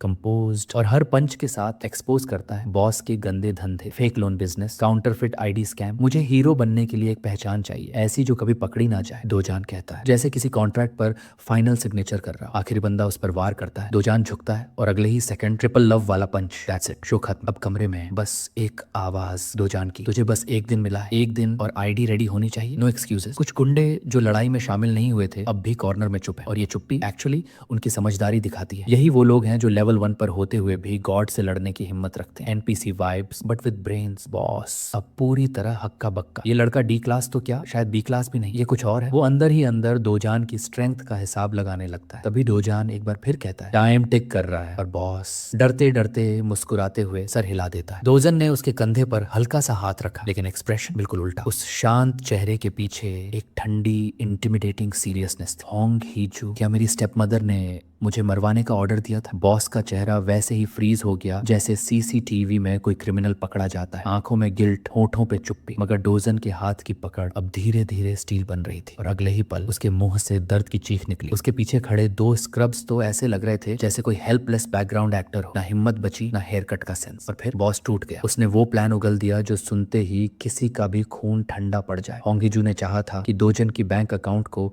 इतनी बुरी तरह खाली कर दिया जाए कि वो खुद अपनी जिंदगी से हार मान ले। Financial collapse, emotional breakdown and finally self destruction. That's not just cruel, that's straight up evil. किसी भी बेटे के साथ ऐसा प्लान, चाहे वो कितना भी दूर क्यों ना हो, ये तो माँ के नाम पे कलंक है। बॉस की आंखों में अब डर था। दोजन की पकड़ ढीली पड़ी और वो नीचे गिरा, हांफता हुआ। दोजन ने एक और सवाल किया, गेट के अंदर मुझे बंद किया गया, वो भी इसी वजह से? बॉस ने हाथ जोड़ ली, इनोसेंट पपी बन गया। नहीं, उसमें मेरा कोई हाथ नहीं था। गेट के अंदर मर जाता तो मुझे तो पेमेंट भी नहीं मिलता। एक सेकंड को तो लगा शायद ये सच्चाई हो सकती है, क्योंकि उसी वक्त दोजन के मन में एक नाम गूंजा, कंग चोलवू, वो ही इंसान जिसने उसे उस गेट तक लाकर छोड़ा था। अब दोजन ने साफ साफ कह दिया, कल तक मुझे उस आदमी के बारे में एक एक डिटेल चाहिए, सब कुछ। और फिर उसी काल्म पोलाइट अंदाज में दोजन उस रूम से बाहर चला गया, एकदम अलग एनर्जी के साथ। जिस तरह वो आया था और जिस तरह वो गया, दोनों के बीच का फर्क पूरे कमरे में गूंजता रहा। और उस रात दोजन अकेला बैठा था, लेकिन सिर्फ अकेला नहीं, अंदर से टूटता हुआ, सोचता हुआ। असली सीओ दोजन का बस एक सपना था, अपनी छोटी बहन को और अपनी प्यारी दादी को प्रोटेक्ट करना, नो मैटर व्हाट। अब तक जितना कुछ हुआ वो तो सिर्फ शुरुआत थी। उसका बचपन, उसका दर्द, उसकी लड़ाइयाँ, सब कुछ मिलके उसे एक मिशन पे ले जा रहे थे। लेकिन अब दोजन अकेला नहीं है, अब वो सोर्ड गॉड बन चुका है। अगले दिन ऑफिशियल रजिस्ट्री हो चुकी थी। नाम सो दोजान, rank B class hero. Card को मशीन पे टैप करते ही बीप आया। सिस्टम ने उसे लिजिट माना। सिस्टम बार बार चेतावनी दे रहा था, तुम जिस गेट में जाने की सोच रहे हो वो तुम्हारे स्तर से कहीं ऊपर है, ये आत्महत्या है। लेकिन दोजन ने सिस्टम की बातों को हवा में उड़ा दिया। उसके चेहरे पर एक तिरछी मुस्कान थी, जैसे किसी स्टबर्न रिबेल की जिसे खतरे से मोहब्बत हो गई हो। शायद मुझे उस कमीने को और छेड़ना चाहिए था, ताकि वो मजबूरी में मुझे हायर रैंक दे देता। उसे फ्रस्ट्रेशन था, रैंक कम मिला था और अब ये गेट उसकी सीमा से कहीं ज्यादा खतरनाक निकला। गेट का नाम था नाइट आइलैंड। सरफेस पर तो बस बी रैंक दिखता था, लेकिन अंदर क्या था? मौत का मेज, और वो भी ऐसा जिसमें हर मोड़ पे मॉन्स्टर सांस ले रहे थे। लॉजिक कहता है कि बी रैंक गेट के लिए बी रैंक हंटर काफी होना चाहिए, लेकिन सिस्टम की गाइडलाइंस अलग थी। हमेशा गेट से एक लेवल ऊपर का हीरो भेजो ताकि कोई जिंदा लौट सके। पर दोजान कोई साधारण हीरो नहीं था। डंजन का स्केल था डी रैंक, मतलब भयावह रूप से फैला हुआ। हर रास्ता किसी नई मुसीबत की तरफ जाता। लेकिन एक चीज थी जो दोजान के पक्ष में थी, ये डंजन सीधा नहीं था, ये एक टनल सिस्टम था। और टनल में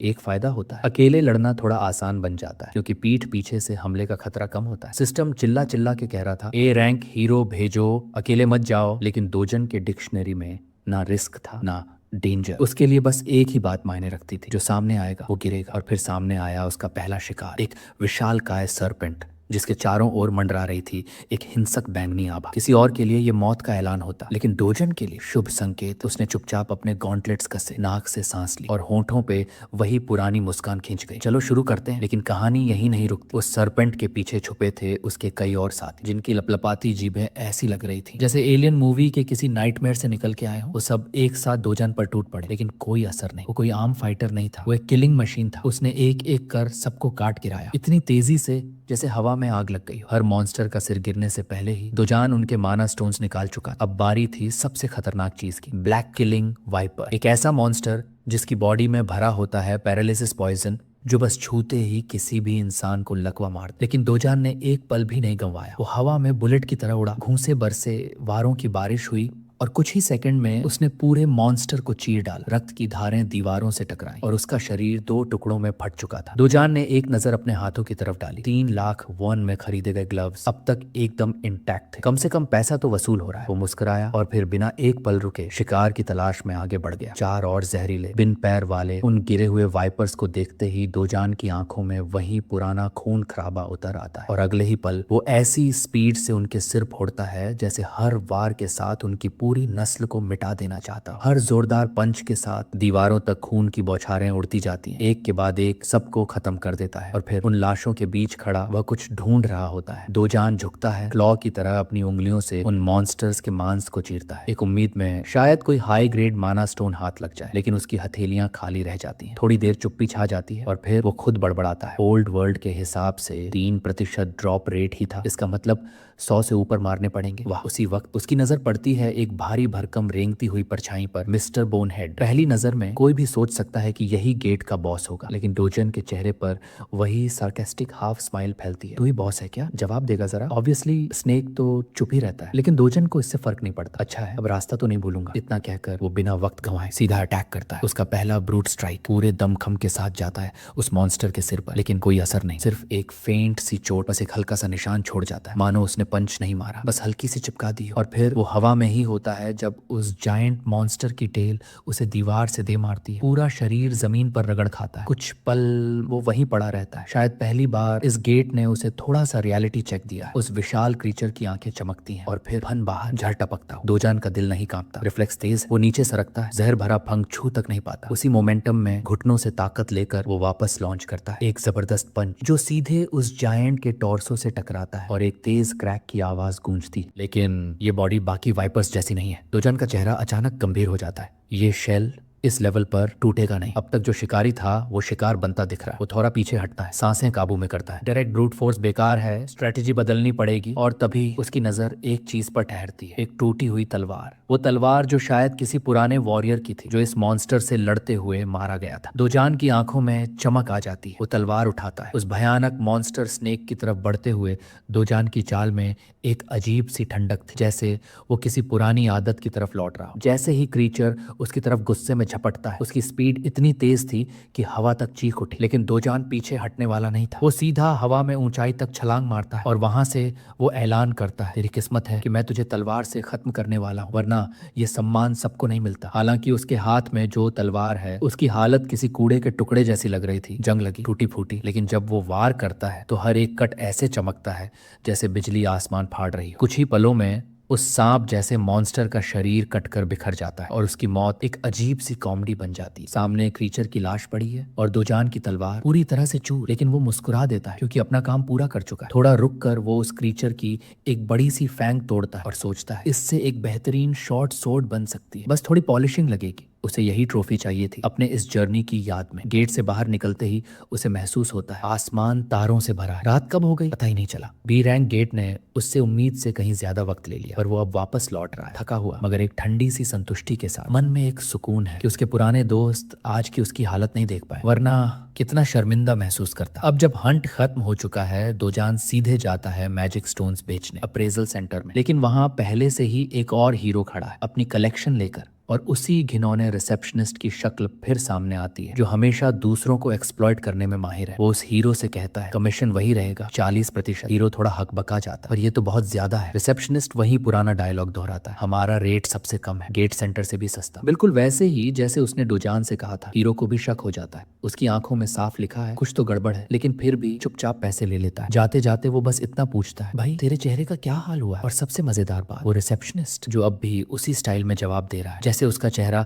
अभी अभी किसी साइकोपैथ ने ठोक के रीशेप नहीं कर दिया। हीरो की नजर रिसेप्शनिस्ट पर थी और उसकी बातों में सीधा ताना छिपा था। सी रैंक लेवल पर ऐसे बेकार गार्ड्स रखकर तो खुद ही मुसीबत बुला रहा है। उसके लहजे में एरोगेंस नहीं था, समझदारी थी, क्योंकि इस दुनिया में सिर्फ रैंक सब कुछ नहीं होता। असल में रैंक तो एक नकली ढांचा है, बस सिस्टम को टिकाए रखने के लिए। रियलिटी दो लोग एक ही रैंक में हो सकते हैं, लेकिन उनके बीच स्किल का अंतर आसमान जमीन जितना होता है। गार्ड बन के बैठा रहने वाला और मैदान में मॉन्स्टर्स का शिकार करने वाला एक बराबर कैसे हो सकते हैं? उसने पूरी गंभीरता से कहा। लेकिन जिस लड़के को वो समझा रहा था, यानी वो इरिटेटिंग रिसेप्शनिस्ट, वो तो बस सिर झटक के बोला अब बस कर, जा यहाँ से। हीरो थोड़ा मुस्कुराया और जाते जाते कैजुअली ऑफर कर गया, कभी जरूरत पड़ी तो आवाज दे देना। फिर जैसे ही वो मुड़ा, उसका सामना उस इंसान से हुआ जो खामोश खड़ा था, लेकिन नजरों में एक सख्त ठंडापन था। रिसेप्शनिस्ट का चेहरा तुरंत पीला पड़ गया, उंगली उठाकर चिल्लाया, वो साइको जिसने मेरी ऐसी की तैसी कर दी थी। हीरो ने जैसे ही उसे देखा थोड़ा चौंका, थोड़ा क्यूरियस हुआ। उसने दोजान के लीन बॉडी को गौर से देखा, कद अच्छा है लेकिन बिल्ट। फिर तुरंत गार्ड्स की हालत याद आई और बात समझ में आ गई। वो थोड़ा डिफेंसिव हो गया। तू वही ट्रबल मेकर है? दोजन ने कोई सफाई नहीं दी, बस हल्की सी नजरों से देखा और कहा, तू चुपचाप निकल ले वरना फिर रोएगा। ये सुनते ही वेटरन हीरो थोड़ी देर तक घूरता रहा क्योंकि उसे गुस्सा आया, लेकिन उससे भी ज्यादा एक बात याद याद आई। हीरोज के बीच लड़ाई हमेशा खून से खत्म होती है और मौत की दर मॉन्स्टर से भी ज्यादा है। वो अनुभवी था, इसलिए खुद को कंट्रोल किया, एक गहरी सांस ली और अपनी गर्दन घुमाकर बस वहां से चला गया। रिसेप्शनिस्ट अब एकदम खामोश खड़ा था, जैसे उसके मुंह से आवाज ही निकलना बंद हो गई हो। दोजान ने उस घटिया से दिखने वाले रिसेप्शनिस्ट की तरफ मुड़कर ठंडे लहजे में पूछा, कुछ पर्सनल लेना है क्या? रिसेप्शनिस्ट कुछ बोलता उससे पहले ही दोजन ने जोर से टेबल पर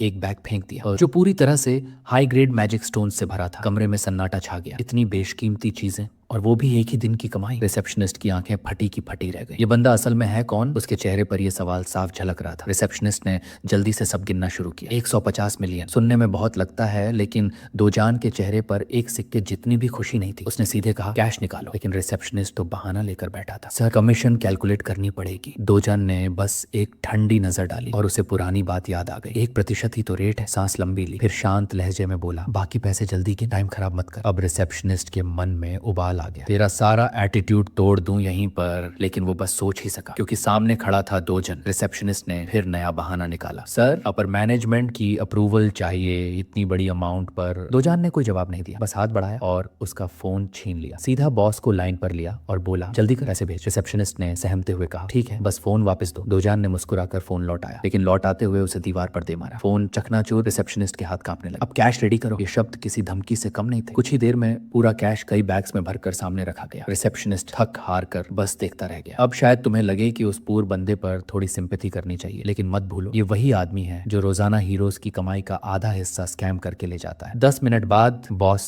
खुद शॉप पर आ गया। गुस्से से पागल की फोन क्यों नहीं उठा रहा था? और रिसेप्शनिस्ट? उसने देखा बॉस को आते हुए और बिना कुछ कहे रेजिग्नेशन लेटर पकड़ाया। बॉस ने चारों तरफ देखा और दीवार में घुसे पड़े फोन के टुकड़े देखे। बस वही काफी था समझने के लिए यहाँ क्या हुआ होगा। फिर उसने अपना फोन निकाला और एक नाम डायल किया, प्योनियन। उसे तुरंत आने को कहा। प्योनियन एक यंग और मशहूर लड़की जिसकी पर्पलिश पिंक है उसे सबसे अलग बनाती थी। प्योनियन वो नाम है जिसे सुनते ही पूरा इलाका गूंज उठता है। शहर की सड़कों पर लोग जैसे दीवाने हो गए हों। हर कोई उसे देखने के लिए उमड़ पड़ा था और जब वो दुकान के सामने उतरी उस सिल्क जैसी बकाया पोशाक में आंखें जैसे ठहर गई। वो मुस्कुराई और बस उस एक मुस्कान से वहां का रिसेप्शनिस्ट तो जैसे थम ही गया। लेकिन भाई ये कोई आम लड़की नहीं थी, वो है देश की चौथी एस रैंक हीरो, वो भी इतनी कम उम्र में। लोगों में चर्चा थी कि शायद वो उसी दुकान के मालिक की भतीजी है और आज वो खुद उस बात की पुष्टि करने आई थी। मुझे अंकल ने बुलाया है एक रेकलेस हीरो को हैंडल करने के लिए। उसकी आवाज में न घमंड था न डर, सिर्फ एक सधी हुई ठंडक। दूसरी तरफ डोजुन धूप में बैठा हुआ, आंखें बंद, सांसें गहरी और उस्तना हुआ, मांसल शरीर पर पसरा सन्नाटा। पूरे दिन के शिकार के बाद भी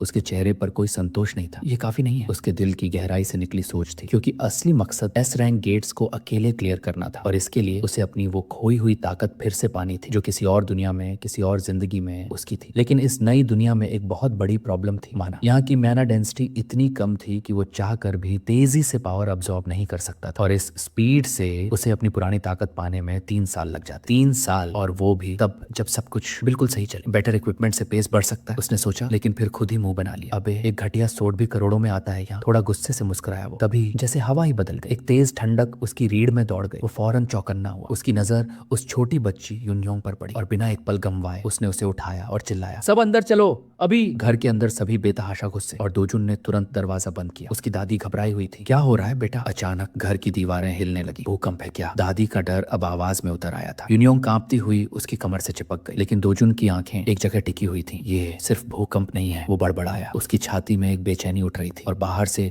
जो एनर्जी आ रही थी वो किसी आम खतरे की नहीं थी। तेज कटती हुई हिंसक एनर्जी। गेट खुल चुका है। उसके होठों से ये शब्द निकले। जैसे ही वो उस काले कांपते हुए आसमान की तरफ बढ़ा, पीछे से दादी की चीख आई, दोजान मत जा बेटा। और यूनयोंग का डरा हुआ चेहरा, आंखों से गिरते आंसू। लेकिन अब समय नहीं था रुकने का। वो दौड़ पड़ा उस दरार की तरफ जिसे कोई और देख नहीं पा रहा था, जो सिर्फ उसे महसूस हो रही थी। एक रिफ्ट जो सीधे उनके घर की छत पर खुली थी। दूसरी तरफ सोल हीरो एसोसिएशन में अलार्म बज रहा है। मापो रीजन में 63 दिनों के बाद अचानक एक नई रिफ्ट खुली है और वो भी एक रेजिडेंशियल एरिया के ठीक ऊपर। हीरो एसोसिएशन के मैनेजर के चेहरे पर हवाइयां उड़ चुकी हैं। व्हाइट लायन गिल्ड सबसे पास है, तुरंत कांटेक्ट करो। बाकी हीरोज को भी अलर्ट कर दो, अब 1 सेकंड भी बर्बाद नहीं होगा। लेकिन जब वो रिफ्ट की एग्जैक्ट लोकेशन जूम करके देखते हैं तो उनकी आंखें चौड़ी रह जाती हैं। ये तो किसी घर की छत है। मतलब अगर कोई आम इंसान उसमें घुस गया तो न सिर्फ उसकी मौत तय है, बल्कि 10 दिन के अंदर मॉन्स्टर वेव आ जाएगी जो पूरे सोल सिटी को तबाह कर देगी। मैनेजर गहरी सांस लेकर पूछता है, कौन गया है उस रिफ्ट के अंदर? और रिपोर्ट आती है, दोजान, एक आम इंसान जो हीरो एसोसिएशन का मेंबर भी नहीं। पूरी एसोसिएशन की आंखों में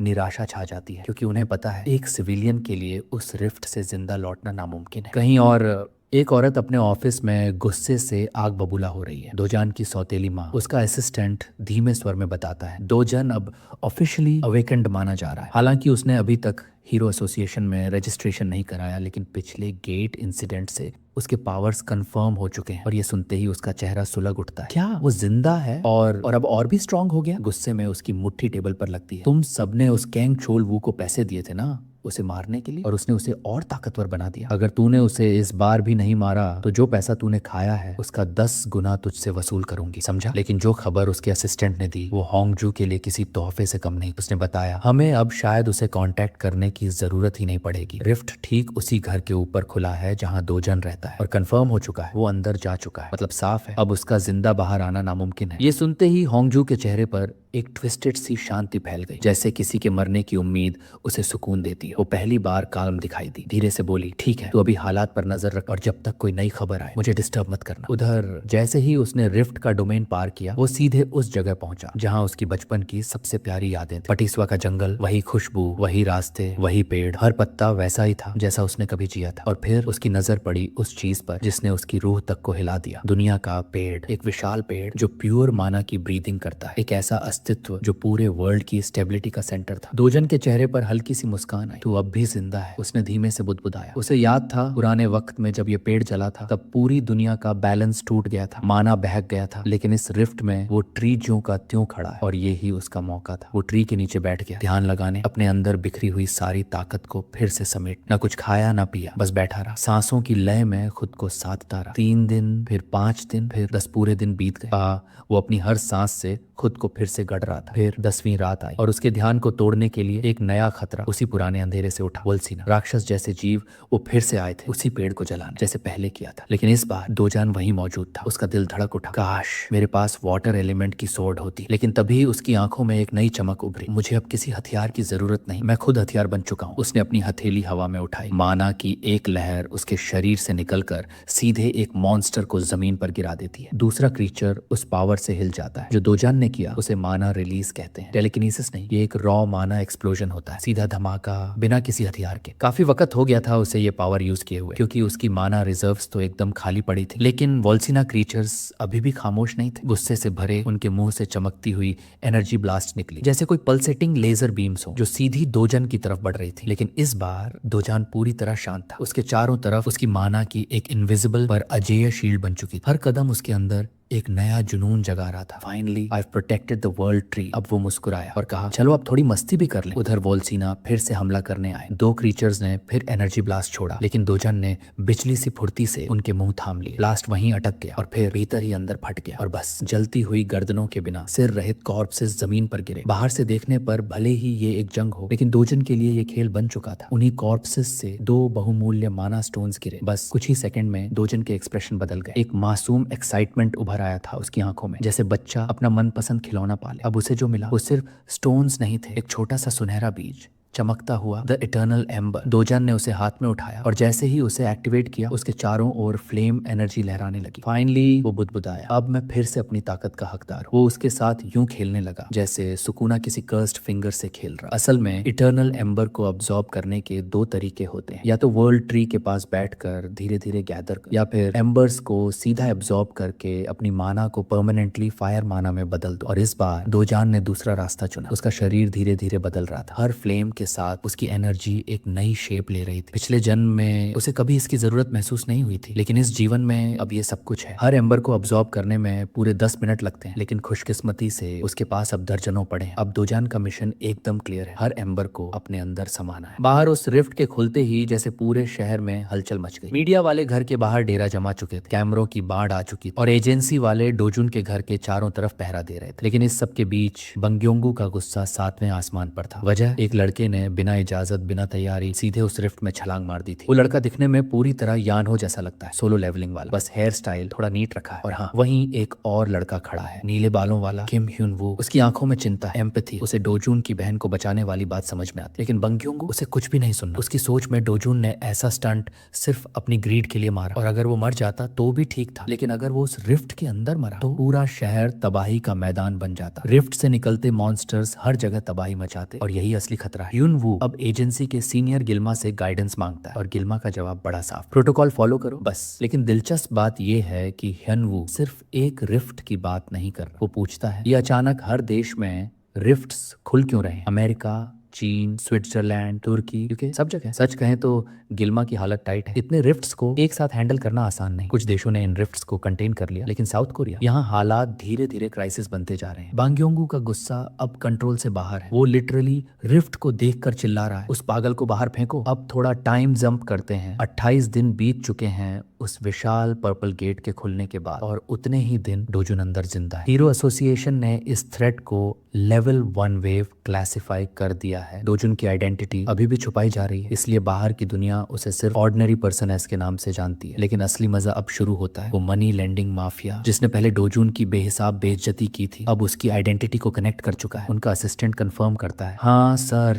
वही लड़का है। अब माफिया के बॉस वांग चोंग चांगअप की आंखों में एक अजीब सी चमक आ जाती है। वो जानता है ये कोई ऑर्डिनरी पर्सन नहीं। असिस्टेंट तो कह रहा है उस बंदे के जिंदा बाहर निकलने की संभावना 1% से भी कम है, पर बॉस बस मुस्कुराता है, क्योंकि उसे याद है यही वो लड़का है जिसने उसके आदमियों को हॉस्पिटल में डाल दिया था और हफ्तों तक बैंडेजेस में लपेटा रहा। और यहीं से समझ आता है दुनिया जिसे एक मामूली इंसान समझ रही, वो असल में एक आने वाला मॉन्स्टर। अब तक पूरी दुनिया उस आदमी को सिर्फ एक आम इंसान समझ रही थी, लेकिन चांगॉब जानता था ये सिविलियन वैसा नहीं है जैसा बाहर से दिखता है। चांगॉब की आंखों में हल्की सी शिकन उभरती है। सर्वाइविंग और फाइटिंग ये दो अलग चीजें हैं। रिफ्ट में तो हर सांस एक जंग होती है, लेकिन फिर अचानक उसका असली रंग बाहर आता है। वो डोजन की फैमिली को प्रोटेक्ट करना चाहता है, लेकिन किसी नोबल वजह से नहीं। अगर डोजन मर गया तो उसकी फैमिली की ऑर्गन्स बेच देगा, और अगर बच गया तो उस पर ही कर्ज का ठीकरा फोड़ देगा। तुम्हारी देखभाल की कीमत है ये। घिनौना है ये आदमी, एक लीच जो सिर्फ दूसरों का खून चूसना जानता है। लेकिन उस अंधेरे से हम फिर पहुंचते हैं एक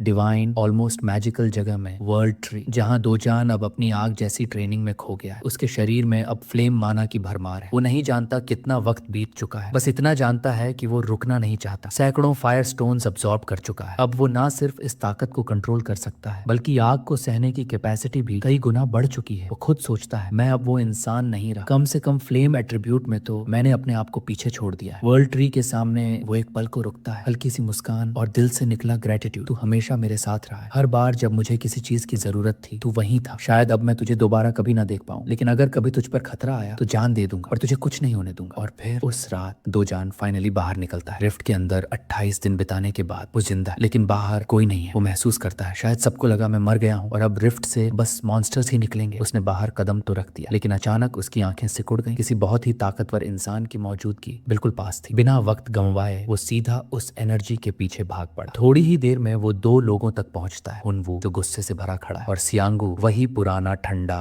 रिलैक्स्ड चेहरा। एक पल में ही डोजून समझ जाता है ये दोनों कोई आम लोग नहीं। उनके आउटफिट्स, उनकी पोस्चर साफ दिख रहा था कि ये एसोसिएशन से, और अगर एसोसिएशन ने उसे पहचान लिया तो बहुत बड़ी मुसीबत खड़ी हो जाएगी। लेकिन डोजून डरने वालों में नहीं था। वो बिना रुके फ्लेम मैना से एक गोला बनाता है और पूरी ताकत से उसे ऊपर फेंकता है। जैसे ही वो गोलाई हवा में जाकर बिल्डिंग के पार गिरती है, एक जोरदार ब्लास्ट गूंज उठती। हनवू और सियांगू तुरंत अलर्ट हो जाते हैं। एक्सप्लोजन, ये आग है, कोई मजाक नहीं। वो दोनों उस दिशा में दौड़ पड़ते हैं जहां से धमाका हुआ। वहां पहुंचने पर उन्हें लोगों की भीड़ दिखती है, सब डरे हुए, कुछ चुप कुछ चीख रहे। सियांगू झल्लाता है ये सब हो क्या रहा है? और इस पूरी अफरा तफरी के बीच डोजून एक कोने से सब देख रहा है चुपचाप। वो अपनी फ्लेम पावर से काफी इंप्रेस है। प्रिसीजन, स्टेबिलिटी, ये फ्लेम अब मेरी बात मानती है। एक नाम अचानक उसके मन में आता है, डस्क। वो पुराना दोस्त जो पूरे कॉन्टिनेंट का सबसे ताकतवर फायर मेज माना जाता था। अगर वो जिंदा होता, डोजून के दिल में एक हल्की सी मुस्कान दौड़ जाती तो शायद मेरी आग देखकर गर्व करता। लेकिन उसी वक्त हुनवू की आंखें चमक उठती हैं। रिफ्ट देखो, सियांगू पलटता है और सामने वो रिफ्ट जो पिछले 1 महीने से वहीं थी, वो अब धुंध में खो रही है। दोनों एजेंट्स झट से उस जगह दौड़ते हैं, लेकिन तब तक बहुत देर हो चुकी होती है। रिफ्ट गायब हो चुकी थी। सुबह की पहली ब्रेकिंग न्यूज, मापो में 1 महीना पुराना रिफ्ट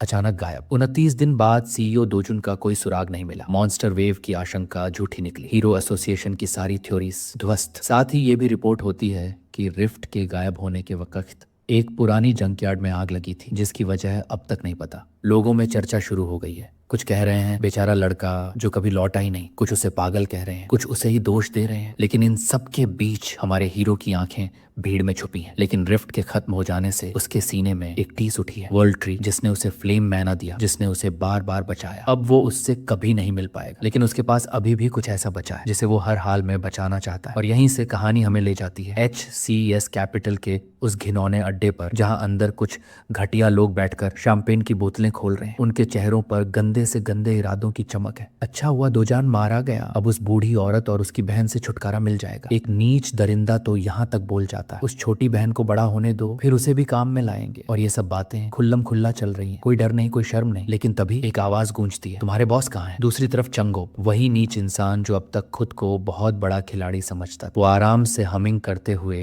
अपने दिन की शुरुआत कर रहा है। अब जब दोजन गया तो दुनिया मेरी है। उसके चेहरे पर वही गंदी मुस्कान है। उसका असिस्टेंट उसे बताता है कि दिन का स्केड्यूल मोस्टली खाली है, बस एक लंच है किसी CEO के साथ। चांगोब और भी खुश, आज रात तो पार्टी मैडम कांग के क्लब में जमकर मचाएंगे। लेकिन चांगोब जैसे ही अपनी बिल्डिंग में कदम रखता है, उसकी आंखें फटी रह जाती हैं। चारों तरफ उसके आदमी पड़े हैं, किसी ने उन्हें खिलौने की तरफ फेंक दिया है। दीवारें खून से रंगी हैं और वहां खड़ा है वो इंसान जिसे वो मरा हुआ समझ रहा था। दोजन वो उसे जमीन पर पटकता है और उसकी आंखों में झांक कर कहता है, रेंग करा, कुत्ते की तरह। उस एक लाइन से पूरे रूम में बर्फ सी सर्दी फैल जाती है। चंगोब कांपता है, उसके होश उड़ चुके हैं। दोजान चुपचाप उसकी कुर्सी पर बैठता है, मानो असली मालिक वही हो। मैंने कहा, रेंग क्या? उसकी आवाज अब और ठंडी और भी भारी। कांपते हुए चांगोब घुटनों के बल रेंगता है, लेकिन ये काफी नहीं था। भौंक, चांगोब की आंखें डर से फटी रह जाती हैं। क्या? मैंने कहा, जानवर की तरह भौंक, अभी के अभी। और इस बार पूरे ऑफिस के सामने चंगोब की गले से भौंकने की आवाज आती है। दोजन उस आवाज को सुनता है और मुस्कुराता नहीं, वो और ज्यादा सख्त हो जाता है। इतने सालों से इंसानों को जानवरों की तरह कुचलते आ रहे हो, अब खुद जानवर बनो। तुम जैसे लोग बाहर से तो यस सर बोलते हो,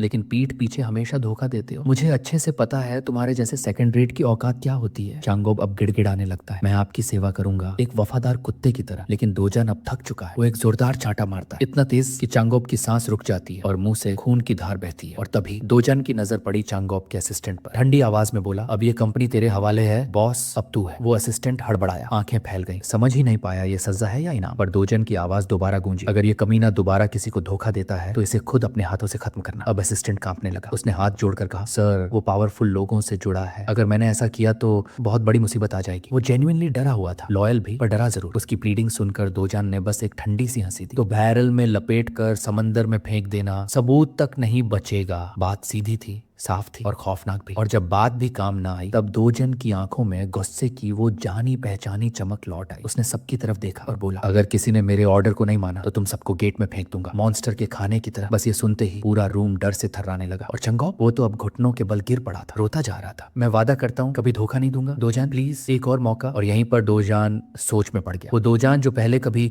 बिना झिझक सबको मार डालता था, आज थोड़ा सॉफ्ट लग रहा था। शायद ये नया जीवन उसे थोड़ा बदल चुका था। एक लंबी सांस लेकर उसने हाथ बढ़ाया, ठीक है आखिरी मौका। और चांगोब ने कांपते हाथों से दोजान का हाथ थाम लिया। पर तभी उसके चेहरे पर दर्द की चीख फैल गई। उसका हाथ जल रहा था, धधकती आग की तरह दोजान का हाथ उसके हाथ को जला रहा था। दोजान ने उसे घूरते हुए कहा, याद रख ये आखिरी मौका है, अगली बार कोई चांस नहीं मिलेगा। और फिर उसका हाथ एक मांस के जले हुए लोथड़े में बदल गया। दोजान बिना मुड़े बाहर निकल गया। उसके पीछे चीखों की गूंज रह गई, लेकिन जाते जाते उसने एक आखिरी लाइन छोड़ी, अगर किसी ने भी मेरी फैमिली की तरफ आंख उठाई तो मैं खुद तुम्हारे आखिरी दिन की कहानी लिखूंगा। कुछ टाइम बाद दोजान अपनी छोटी बहन के सामने बैठा है, उसे बर्गर खिला रहा है। हीरो एसोसिएशन, सरकार, मीडिया सब उसे बीते कल की खबर मान चुके हैं। और शायद ये अच्छा ही हुआ। अगर दोजान अब सबके सामने जिंदा निकल भी आता तो उससे सवाल पूछे जाते, जांचें होती, उसे वो सब भुगतना पड़ता जिससे अब वो थक चुका है। अब उसे बस अपनी बहन और दादी के लिए एक साफ सुथरा सुकून भरा घर चाहिए। इस वक्त उसका पुराना दुश्मन चंगो भी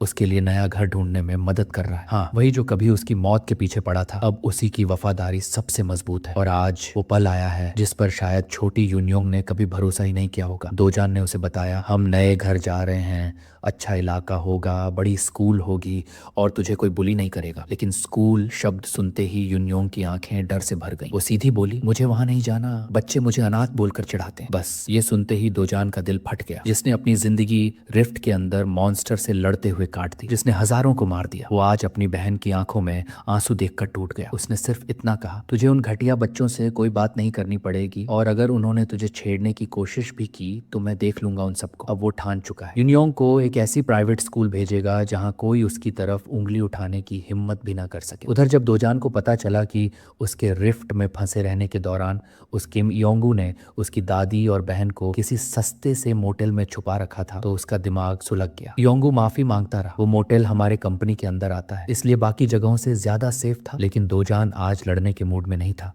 वो सीधा उस कमरे में गया और पहली बार अपनी दादी को देखा। छोटी यूनियोंग दौड़कर उसके सीने से लग गई और दादी ने उसका हाथ थाम लिया, कांपते हुए, रोते हुए, तू वापस आ गया बेटा, तू जिंदा आ गया। उस वक्त दोजान बस खड़ा रहा। उसने अपनी दादी की उंगलियों में कांपती गर्मी महसूस की, अपनी बहन की सांसें सीने पर महसूस की और पहली बार शायद मुस्कुराया। आज फिर वो लोग मैकडॉनल्ड्स में खाना खा रहे हैं। हाँ, वही फास्ट फूड वाला जॉइंट जो इन दिनों घर जैसा लगने लगा है। यूनियोंग की आंखों में जिज्ञासा थी। उसने पूछा, भैया तुम्हारा जॉब क्या है? और जब दोजान ने बताया कि वो एक हीरो है, तो यूनियोंग का जवाब बिल्कुल वैसा नहीं था जैसा कोई सोचता। वो बोली, अच्छा तो है, पर मुझे पसंद नहीं। क्यों? क्योंकि हीरोज कूल होते हैं, स्ट्रांग भी होते हैं, लेकिन वो हर वक्त खतरे में रहते हैं। वो लड़ते हैं मॉन्स्टर्स से, कभी कभी मर भी जाते हैं। मैं नहीं चाहती कि मेरा भाई भी मर जाए, बस हमारे साथ रहे ग्रैंडमा और मेरे साथ बहुत बहुत सालों तक। उसके ये मासूम बोल सीने में कुछ चुभ गए दोजन के, वो जो अब तक बस खून खराबा और मौत का हिस्सा था। उसे आज किसी ने पहली बार उसकी सलामती की फिक्र जताई। उसे याद आया पिछली दुनिया में जहाँ वो आखिरी जिंदा इंसान था, जहाँ सिर्फ राक्षस थे, अंधेरा था और कभी ना खत्म होने वाली लड़ाइयां थी। उस दुनिया में उसे कुछ नहीं मिला, सिर्फ नुकसान। लेकिन अब इस नई दुनिया में कंधे पर एक प्यारी सी बहन की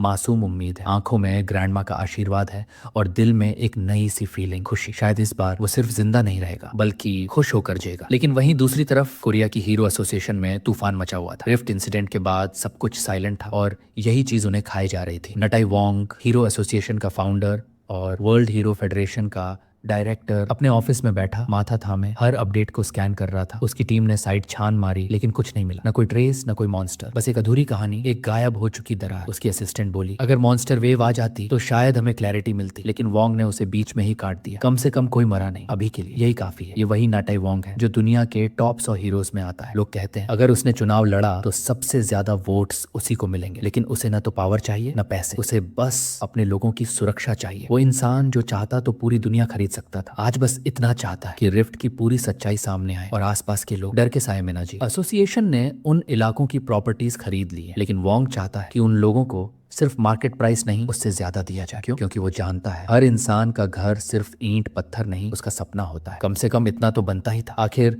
उन लोगों की जिंदगी को हिलाकर रख दिया गया था। लेकिन असली डर अब शुरू हो रहा था, क्योंकि अब रिपोर्ट्स आने लगी थी। कई देशों में अलग अलग जगहों पर रिफ्ट्स खुल चुकी थी, मतलब कुछ बहुत बड़ा होने वाला है। अमेरिका और चीन तो अपने अपने रिफ्ट जोन्स को कंट्रोल करने में लग चुके हैं, पर सबसे बुरा हाल यूके का है। उनका हीरो स्क्वाड, साफ शब्दों में कहें तो गार्बेज, 1 महीने की मिशन पूरी तरह फेल हो चुकी है और अब यूके रिफ्ट वेव आधिकारिक रूप से शुरू हो चुकी है। लोग शहर की सड़कों पर अपने रोजमर्रा के कामों में लगे थे। किसी को जरा सा भी अंदाजा नहीं था कि उनके ऊपर क्या आफत मंडरा रही है। और उन्हीं लोगों की भीड़ में एक शांत और ठंडे चेहरे वाला लड़का दोजान अपने यूजुअल डेस्टिनेशन की तरफ बढ़ रहा था। वो जा रहा था अपने पसंदीदा शॉप की ओर जो हीरो कॉम्प्लेक्स के अंदर थी। जैसे ही उसने दुकान का दरवाजा खोला, काउंटर पर बैठा लड़का तो उसे देखकर लगभग जम ही गया। पहले तो उसने आदतन हेलो बोला, पर जैसे ही उस काली जुल्फों वाले लड़के की आंखें दिखी, उसकी सांस अटक गई, हर बाल खड़ा हो गया, जैसे बॉडी ने खुद ही खतरे को पहचान लिया। ये वही है, कैशियर ने मन में सोचा, वो साइको कस्टमर जो बार बार लो ग्रेड क्रिस्टल्स बेचने आ जाता है और जब कोई मना करता है तो। पर आज कैशियर अकेला नहीं था, आज उसका मैनेजर भी दुकान में था। मैनेजर ने अपना अखबार मोड़ा, नजरें ऊपर उठाई और गुस्सा छुपाते हुए ठंडे लहजे में कहा, काफी बार आ चुके हो तुम, अब बस करो। पर दोजान एकदम बेफिक्र था। उसने अपनी बैकपैक उतारी और पूरे स्टाइल में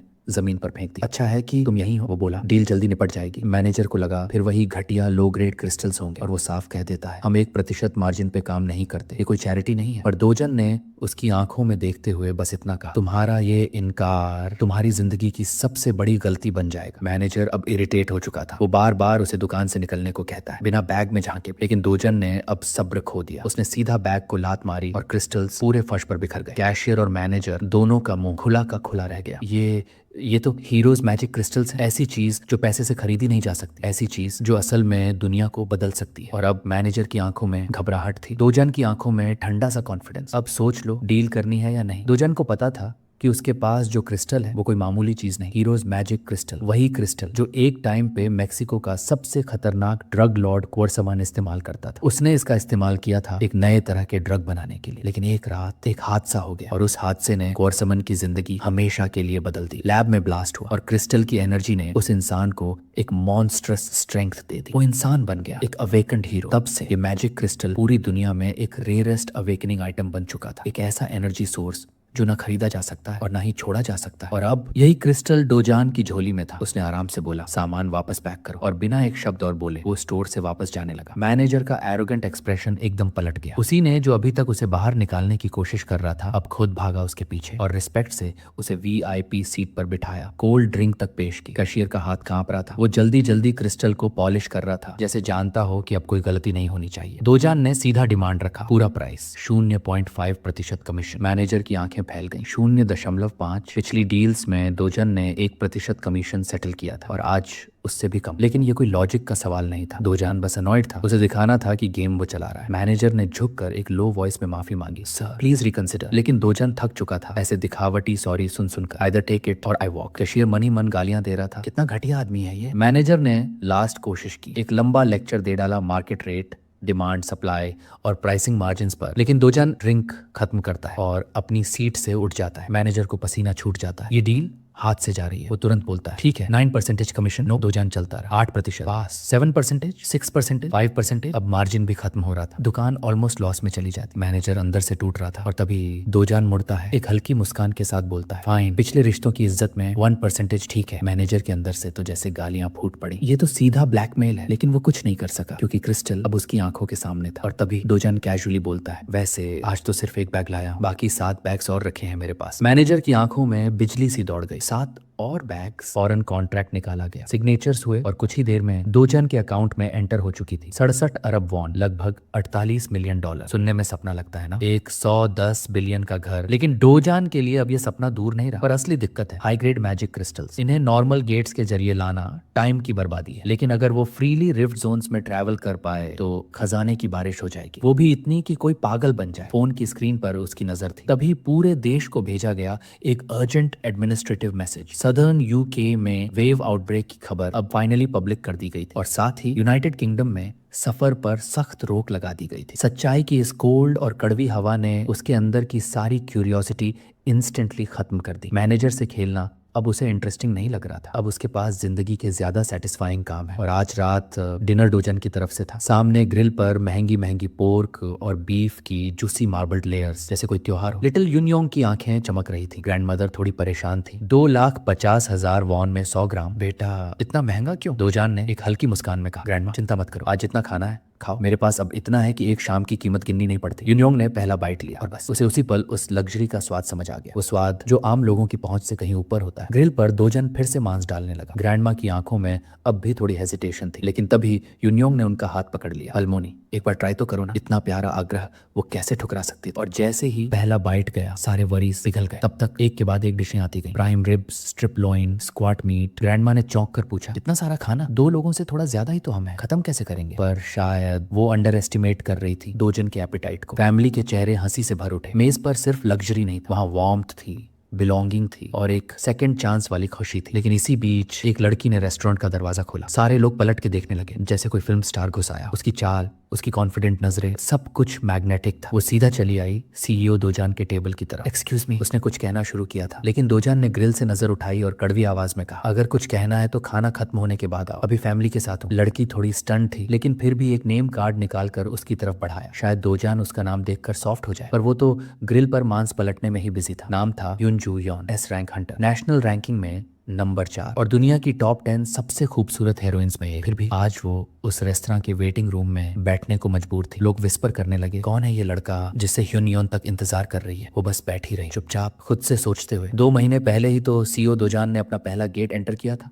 वो भी मेयर सिविलियन की तरह। और फिर मापो रिफ्ट इंसिडेंट में उसकी मौत की खबर आई, पर अब वो जिंदा है और यहाँ फैमिली के साथ शांति से डिनर कर रहा है। ह्यून योन का दिल तेज धड़कने लगा। दोजन की एक नजर, एक शार्प पियर्सिंग नजर, और वो जो एस रैंकर थी हिल गई थी। ह्यून योन के दिमाग में एक ही सवाल घूम रहा था, कोई सिर्फ 2 महीने में एस रैंक तक कैसे पहुंच सकता है। भले ही कैफमोर जैसा तेल का सौदागर जिसने करोड़ों लुटा दिए थे मैजिक स्टोन्स पर, उसे भी 5 महीने लगे थे पीक तक पहुंचने में। तो फिर दोजन, ह्यून योन को यकीन होने लगा इस लड़के के पास कुछ तो है, कोई ऐसा रहस्य जो बाकी दुनिया समझ ही नहीं सकती। लेकिन उस वक्त दोजन, उसकी ग्रैंड माँ और छोटी यूनियांग तीनों पेट भर के सुकून से मुस्कुरा रहे थे। सब कुछ इतना नॉर्मल लग रहा था मानो दुनिया में कोई खतरा है ही नहीं। ह्यून योन ने सोचा अब बात करनी चाहिए। वो आगे बढ़ी, लेकिन तभी रेस्टोरेंट का दरवाजा खुला और अंदर आया एक आदमी, ऐसा एरोगेंस जैसे ये जमीन का मालिक हो। दोजन की निगाहें इंस्टेंटली बदल गई, नजरें जो पहले शांत थीं अब तेज हो गई। ये आदमी कंग चोल वू, एक ऐसा लूनेटिक जो दोजन को मरा हुआ मान चुका था। चोल वू को देखकर दोजन की यादें भड़क उठी, उस गेट की, उस बिट्रेयल की, जब इस कमीने ने उसे अंदर फंसा के मरने को छोड़ दिया था। ह्यून योन ने भी उसे पहचाना, ट्रबल मेकर। रेस्टोरेंट की हवा अचानक भारी हो गई, एक अजीब सी खामोशी फैल गई थी। लेकिन दोजान ने कुछ नहीं कहा, बस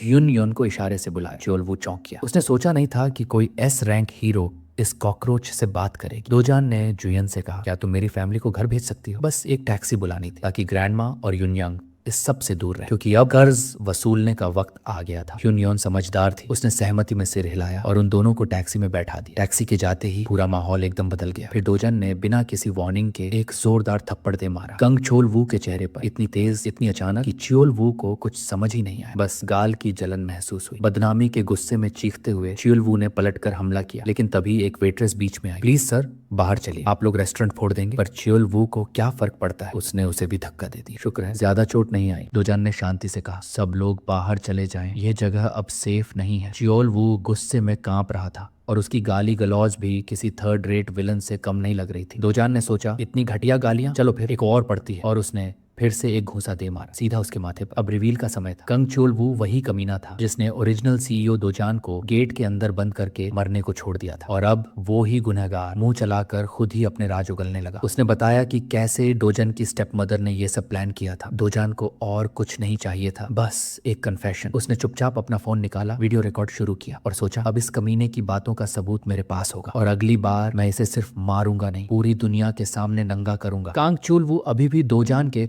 उस शांत और तिरस्कार भरे चेहरे से चिढ़ा हुआ था। उसकी आंखों में नफरत उबल रही थी और गुस्से में उसने अपनी मुट्ठी में ताकत समेटी। फिर झर उगलते हुए चीखा, तेरी माँ एक और थी। और उसी पल वो दोजन पर टूट पड़ा, लेकिन वो भूल चुका था, अब वो पुराने दोजन से नहीं लड़ रहा। जैसे ही उसका घूंसा हवा चीरता हुआ बढ़ा, दोजान ने बिना कोई जोर लगाए अपनी 2 उंगलियों से उसका वार मोड़ दिया, जैसे वो मुट्ठी किसी रबर की दीवार से टकराई हो। कांग चोल वो हक्का बक्का रह गया। उसने कभी ऐसा रेजिस्टेंस महसूस नहीं किया था। उसकी ब्रूट स्ट्रेंथ हमेशा सब पे भारी पड़ी थी, लेकिन इस बार वो किसी ऐसे शिकारी से भिड़ गया था जो खेल की शुरुआत में ही शिकार को थकाकर मारता है। एक जोरदार धक्का उसे हवा में उछाल देता है और जैसे ही उसकी बॉडी हवा में झूलती है, दोजन की आंखें उसे पल पल ट्रैक कर रही थी। उधर रेस्टोरेंट की वही वेट्रेस जो अभी तक घबराई हुई थी, पुलिस को कॉल करने की कोशिश करती है, लेकिन तभी एक नर्म सजीली सी उंगलियां उसका फोन खींच लेती हैं। डोंट वरी, मैं संभाल लूंगी। ह्यून योन का मासूम सा चेहरा, उसकी मुस्कान उस घबराई लड़की को थोड़ी राहत दे जाती है। लेकिन वहीं दूसरी तरफ कांग चोल वू की हालत और भी बदतर होती जा रही है। घूंसे,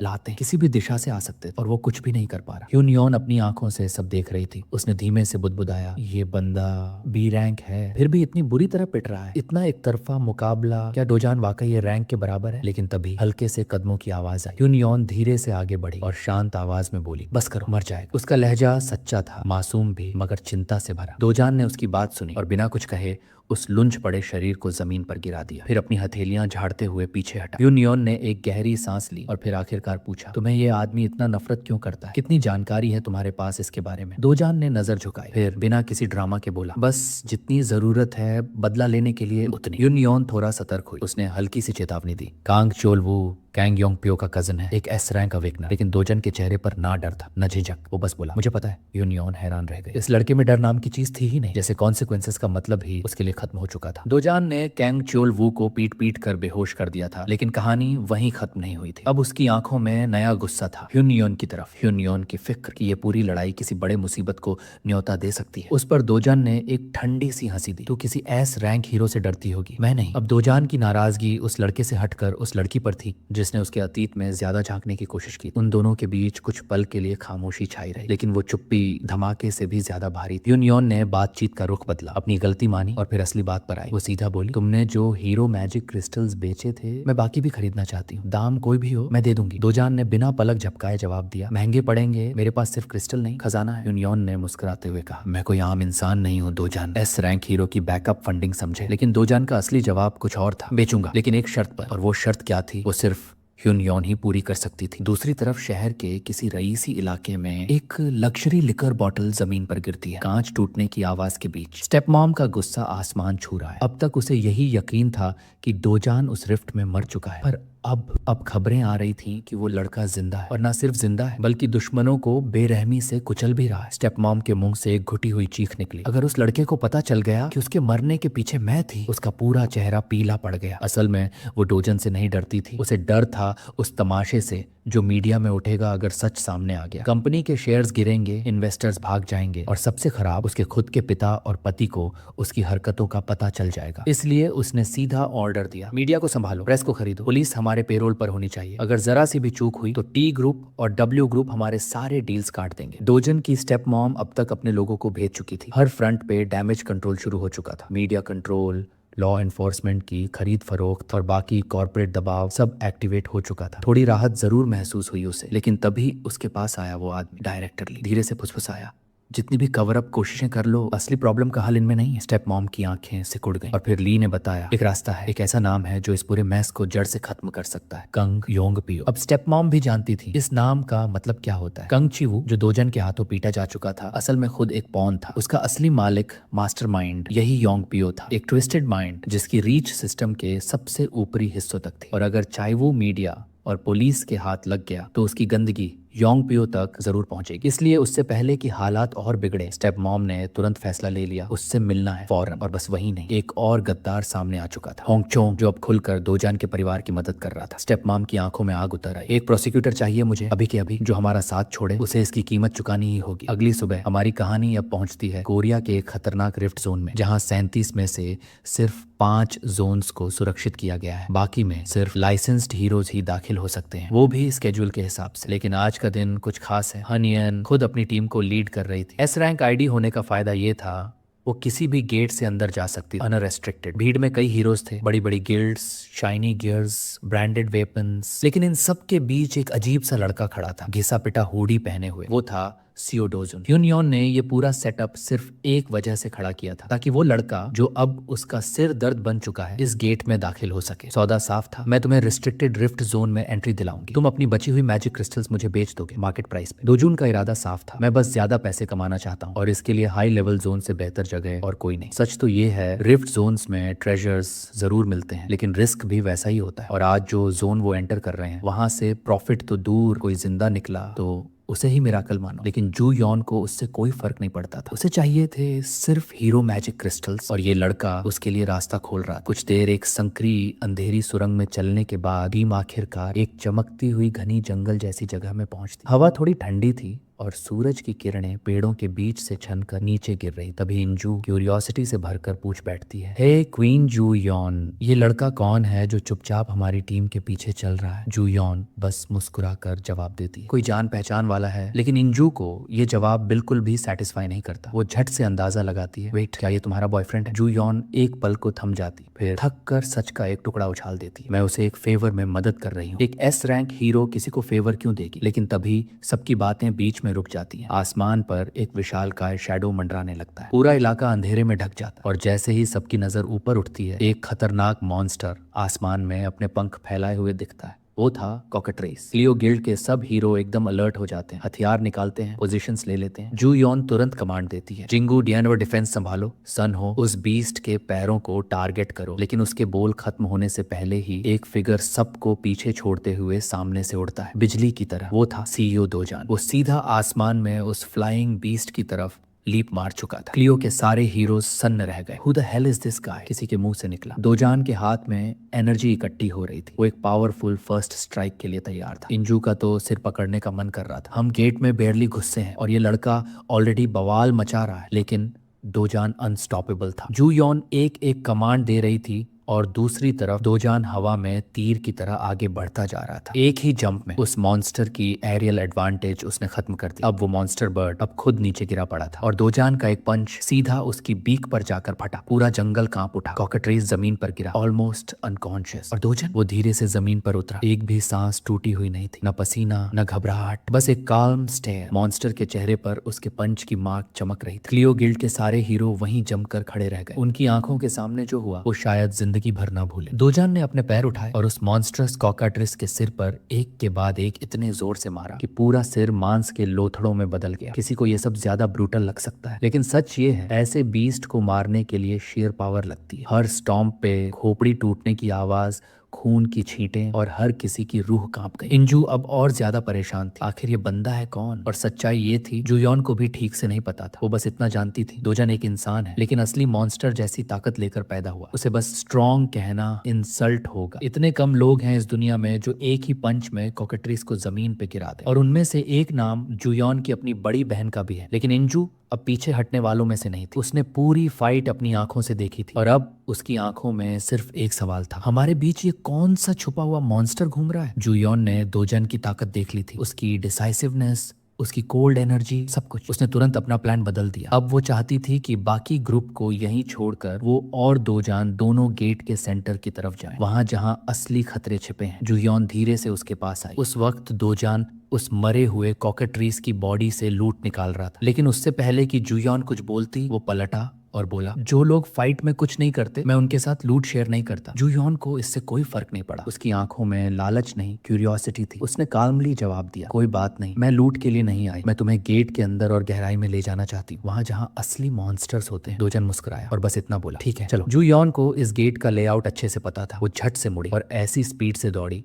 कि हवा में सोनिक बूम गूंज उठा। दोजान ने उसे जाते हुए देखा, फिर अपने बैकपैक को कंधे पे लटकाया, पैरों में एनर्जी गैदर की, और जैसे ही उसने पहला स्टेप लिया वो जमीन से ऐसा फटा कि पीछे खड़े क्लियो गिल्ड के हीरो उड़ते उड़ते बचे। इंजू के दिल में सिर्फ एक बात थी, अगर जुयॉन एक बुलेट है तो ये लड़का लाइट की तरह चलता है। अब जब वो दोनों पावर हाउस निकल चुके थे, बाकी के ए रैंक हीरो चुपचाप अपने लीडर की तरफ देखने लगे। उन्हें भी पता था उन दो लोगों को फॉलो करना नामुमकिन है। आज का दिन उनके लिए एक हार्श रिमाइंडर था, बाहर की दुनिया उन्हें हीरो कहती है, पर असली बैटलफील्ड में वो बस साइड कैरेक्टर्स हैं। जंगल के बीचों बीच जैसे ही तेज हवाएं पेड़ों को चीरती चली जा रही थी, दो साए बेहद तेजी से दौड़ रहे थे। वो कोई आम लोग नहीं थे, वो थे जुयॉन और दोजान। क्लियो गिल्ड के सारे ए रैंक हीरोज को पीछे छोड़कर ये दोनों लाइटनिंग की तरह आगे बढ़ रहे थे। जुयॉन अपनी फुल स्पीड पर थी, लेकिन बार बार पीछे मुड़कर देखती, शायद दोजान पीछे छूट गया हो, लेकिन नहीं। अचानक एक झटका सा लगा, क्योंकि दोजान बिल्कुल उसके बराबर आ गया था और आते ही मुस्कुराते हुए बोला, थोड़ा और तेज चल सकते हो? जुयॉन हकबक आ गई, उसके कदम लड़खड़ा गए। जिंदगी में पहली बार कोई उसकी रफ्तार को पकड़ पाया था, बल्कि उसे पछाड़ भी रहा था। ये सिर्फ दौड़ने का नहीं था, ये ईगो की लड़ाई थी। जुयॉन, जो देश की टॉप 2 फास्टेस्ट हंटर्स में गिनी जाती थी, उसे पहली बार एहसास हुआ वो अकेली नहीं है, और शायद सबसे तेज भी नहीं। कुछ देर बाद जब दौड़ थमी, दोजान ने उसकी तरफ देखकर टीजिंग अंदाज में कहा, यही थी तुम्हारी फ्लेक्स वाली स्पीड? जुयॉन झेंप गई और तभी दोजान की निगाहें एक दूर खड़ी पहाड़ी पर जा टिकी। वो पहाड़ जो आसमान से बातें करता था। जुयॉन के चेहरे का रंग एकदम उतर गया। उसने धीरे से कहा, वो है कैसिरियन का लेयर। 20 मीटर लंबा वो मॉन्स्टर, एक पूरा ड्रैकोनिक नाइटमेयर। वो कोई आम क्रीचर नहीं था। उसे मारने के लिए 3 एस रैंक कॉम्बैट हीरोज लगते हैं, वो भी तब जब किस्मत साथ दे। लेकिन दोजान, उसने बिना झिझक कहा, उसके पास इमेजिनरी ग्रेड मैजिक क्रिस्टल गिरने का चांस है और मैं उसे छोड़ने वाला नहीं। जुयॉन ने उसे रोकने की बहुत कोशिश की, लेकिन वो जा चुका था उस मॉन्स्टर की ओर अकेले। ये वो पल था जहाँ जुयॉन को समझ आ गया कि डोजान सिर्फ पावरफुल नहीं है, वो पागलपन की हद तक फियरलेस है। जुयॉन को लग रहा था ये एक सुसाइड मिशन है, लेकिन जब वो भागते भागते कैसिरियन के लेयर तक पहुंची तो जो देखा उसने उसके होश उड़ा दिए। वो विशाल मॉन्स्टर जमीन पर ढेर पड़ा था और डोजान बस कैजुअली अपना चाकू उसकी लाश से निकाल रहा था। जुयॉन वहीं खड़ी रह गई, आंखों में डिसबिलीफ, जैसे उसके सामने कोई लॉजिक ही हार मान चुका। उसके मन में एक ही सवाल गूंज रहा था, ये क्या किया इसने? क्योंकि ये जो कैसिरियन था ये कोई आम बॉस मॉन्स्टर नहीं था। जुयॉन को याद आया पार्क हेल का नाम, एक मशहूर एस रैंक हीरो जिसकी रेपुटेशन ही ऐसे मॉन्स्टर्स को हंट करने से बनी थी। पहली बार जब हेल इस मॉन्स्टर से भिड़ा था तो उसने अकेले जाने की गलती नहीं की, साथ में लिए थे 30 ए रैंक हीरोज, और फिर भी वो सारे ए रैंक उसी जंगल में हमेशा के लिए खामोश हो गए। बस पार्क हेल ही बचा था और वो भी बैरली अलाइव। वो लड़ाई उसके अंदर कुछ तो तोड़ चुकी थी, लेकिन उसने हार नहीं मानी। कुछ महीने बाद वो लौटा, इस बार साथ में एक और एस रैंक और 100 ए रैंक वॉरियर्स। एक छोटा सा आर्मी लग रहा था पूरा दल। लड़ाई भयानक थी, स्ट्रैटेजी थी मॉन्स्टर के पंखों को डिसेबल करना ताकि उड़ ना सके। और जैसे ही कैसिरियन नीचे गिरा, हीरोज ने एक साथ हमला बोल दिया। वो मॉन्स्टर गिरा जरूर, लेकिन कीमत बहुत भारी थी। 100 में से ज्यादातर मारे गए, सिर्फ कुछ ही बचे। स्वीट लाइफ गिल्ड आज तक उस नुकसान से उबर नहीं पाई, और आज एक अकेला बंदा, कोई लेजेंड नहीं, कोई वेटरन नहीं, बस कैजुअली आया और उसी कैसिरियन को एक सिंगल स्ट्राइक में खत्म कर दिया। जुयॉन का दिमाग मानने को तैयार नहीं था। डोजान ने तब उसकी तरफ देखा और बोला, बस ऐसे ही खड़ी रहोगी, ट्रेजर हवा से निकलेगा क्या? उसकी बात में मजाक था, लेकिन जुयॉन का ध्यान कहीं और था। वो तो बस उस आदमी को देख रही थी जो उसका पूरा भरोसा, पूरा रियलिटी ही तोड़ चुका था। मॉन्स्टर की बॉडी से वो चमकता हुआ मैजिक स्टोन निकाला गया, वो मिथिकल ग्रेड क्रिस्टल जिसकी सिर्फ कल्पना की जाती। डोजन ने उसे हाथ में लिया और ठंडी आवाज में बोला, अब एस्कॉर्ट की जरूरत नहीं, आगे का रास्ता मैं खुद ही तय कर लूं। उसने वो क्लॉज, टीथ, बाकी की सारी रेयर चीजें वहीं छोड़ दी, जैसे उन्हें वो तवज्जो देने लायक ही ना समझता, और फिर बिना पीछे देखे जुयॉन को प्लेन शब्दों में रिजेक्ट कर दिया। वो वहीं खड़ी रह गई स्टन्ड। जुयॉन को वो सारी बेशकीमती चीजें, वो क्लॉज, टीथ और रेयर मटेरियल्स सीधा सौंप देता है बिना एक पल सोचे। पेमेंट समझ लो, बस इतना कह के आगे बढ़ जाता है। जुयॉन एक पल के लिए क्रीचर की तरफ देखती है और फिर खुद को ही समझा देती है, मुझे भी कुछ नहीं चाहिए। शाम हो चुकी है, आसमान पर हल्की सी सुनहरी रेखा खींची हुई है, और अब जब डोजुन अपनी बैग्स लेकर लौटता है तो उसके पीछे जो ग्रुप खड़ा है उनकी आंखों में डिसबिलीफ है। 3 बैग्स फुल, एक अकेले बंदे ने, वो भी ऐसे रेयर मैजिक स्टोन्स जो उनकी गिल्ड को इकट्ठा करने में कम से कम 20 घंटे लगते, और अगर इंग्रेडिएंट्स की क्वालिटी देखें तो शायद 3 दिन भी कम पड़ते। सबकी निगाहें अब जुयॉन पर हैं, जिसने डोजुन को पहली बार यहाँ लाया था। और आयरनी ये है कि वो खुद भी उतनी ही कंफ्यूज्ड है। ए रैंक गिल्ड मास्टर के लिए भी ये सब हजम करना आसान नहीं। बिना किसी प्रॉपर गियर या सपोर्ट के उस मॉन्स्टर को अकेले हरा देना, ऐसा भी हो सकता है कि, लेकिन अब इस एक अचीवमेंट से डोजुन ने खुद को कोरिया के सबसे पावरफुल हंटर के तौर पर साबित कर दिया है। लिटरली वो सब एक ही बात सोच रहे हैं, this guy is built different. एक ए रैंकर तो यहाँ तक सोचती है कि शायद पूरी दुनिया में कोई भी डोजुन के मुकाबले का नहीं। और जैसे ही सब ये सब सोच ही रहे होते हैं, तभी थका हुआ डोजुन वापस आता है और उसके पास और भी बैग्स हैं। सिर्फ एक दिन में ये इतना सारा सामान अब सबको लग रहा है। अगर हमने ये सब बाहर जाकर बताया तो कोई मानेगा ही नहीं। ये ताकत, ये इंसैनिटी, ये कोई फैंटेसी फिक्शन जैसा लगता है, लेकिन तभी उन्हें साफ साफ कहा जाता है, जो आज यहाँ हुआ है उसकी एक भी बात बाहर मत निकालना। और सब बिना सवाल पूछे सिर झुका के मान जाते हैं। दूरी से जुयॉन और डोजुन आपस में कुछ बात कर रहे होते हैं। ग्रुप के बाकी लोग तो मान ही लेते हैं, लगता है फ्लर्ट चल रहा है, किसी के मुंह से निकलता है। वैसे अगर कोई जुयॉन के लिए सही है तो बस यही बंदा है, लेकिन वो उम्मीद बहुत जल्दी टूट जाती है, क्योंकि जैसे ही ए रैंक गिल्ड मास्टर दोनों के एक्सप्रेशंस देखती है उसे समझ आ जाता है, वेट ये लड़ तो रहे हैं। जुयॉन जैसी एस रैंक को किसी ने इतनी कैजुअली टोक दिया हो, ऐसा नजारा उसने कभी नहीं देखा था। और सबसे शॉकिंग चीज, डोजुन बिना कुछ बोले उसके हाथ में एक बैग थमाता है और चुपचाप वहां से चला जाता है। गिल्ड मास्टर अब भी अपने बैकपैक की हालत और अंदर मौजूद सामान को देखकर दंग रह गया था। जुयॉन कुछ कहती है, लेकिन उसके लफ्ज भी डोजन की बातों के सामने फीके लगते हैं। डोजान जिसने अकेले कैसिरियन को मार गिराया, अब उस जीत का क्रेडिट भी नहीं लेना चाहता। उसे डर है कि अगर ये बात बाहर फैल गई तो वो एक रात में सेलिब्रिटी बन जाएगा, और इसलिए वो सारी जिम्मेदारी जुयॉन के कंधों पर डाल देता है। ये फैसला सुनकर दोनों बस एक दूसरे को देख कर रह जाते हैं, खामोश, उलझे हुए और शायद थोड़े हैरान भी। जुयॉन के दिल में अब एक नई बेचैनी थी, एक खामोश सी क्यूरियोसिटी, इस रहस्यमयी लड़के के बारे में और जानने की। वो लड़की जो इमोशन से ज्यादा लॉजिक से चलती थी, अब शायद किसी ऐसे ख्वाब में फंसने लगी थी जिसका नाम था प्यार। दूसरी तरफ हम पहुंचते हैं उस एस रैंकर के पास, हेल, हाँ वही जिसकी ताकत के किस्से पहले भी सुने हमने। उसका पंचिंग बैग उसकी बेबसी झेल रहा था, हर पंच में गुस्सा, हर वार में जुनून। उसका असिस्टेंट एक कोने में खड़ा बस देख रहा था कि ये इंसान है या फटने को तैयार कोई ज्वालामुखी। सब ठीक हो जाएगा। असिस्टेंट की आवाज थी धीमी, लेकिन उसमें उम्मीद थी। हेल भी मानता है कि जो उसे कमजोर समझते हैं वो एक दिन उसकी ताकत से जल उठेंगे, और जब वो दिन आएगा तो लोग सिर्फ उसकी तारीफ नहीं करेंगे, उसे पूजेंगे। सबसे ताकतवर गिल्ड मास्टर के रूप में असिस्टेंट उसकी तारीफ करता है, कहता है कि कैसिरियन को सबसे छोटे दस्ते के साथ गिराने वाला सिर्फ वही है और यही उसकी लेगेसी बनेगी। लेकिन सच्चाई कहीं और छुपी थी। अब हम पहुंचते हैं एक और जगह, एक और ताकतवर आदमी के पास, कैंग योंगपो। वो बैठा है अपने ऑफिस में और पढ़ रहा है वो रिपोर्ट जिसमें दोजन की चाओलवू के साथ हुई पूरी घटना दर्ज है। और सबसे चौंकाने वाली बात, दोजान ने योंगपो के अपने ही कजिन को एनाइलेट कर दिया, एक ट्रैप से निकलकर गेट के अंदर, एक ऐसी अवेकनिंग से जो किसी ने सोची भी नहीं थी। लेकिन अब ट्विस्ट आता है, क्योंकि जो क्लाइंट उन्हें दोजान को एलिमिनेट करने का काम दे रहा था वो कोई आम आदमी नहीं, बल्कि कोरिया की सबसे अमीर और ताकतवर औरत, एग्जीक्यूटिव डायरेक्टर होंग हीजू। पर सवाल ये है, इतनी बड़ी शख्सियत आखिर क्यों एक मामूली इंसान के पीछे पड़ी? योंगपो को जवाब तब मिलता है जब वो एक लाइन पढ़ता है। दरअसल दोजन उसका सौतेला बेटा है।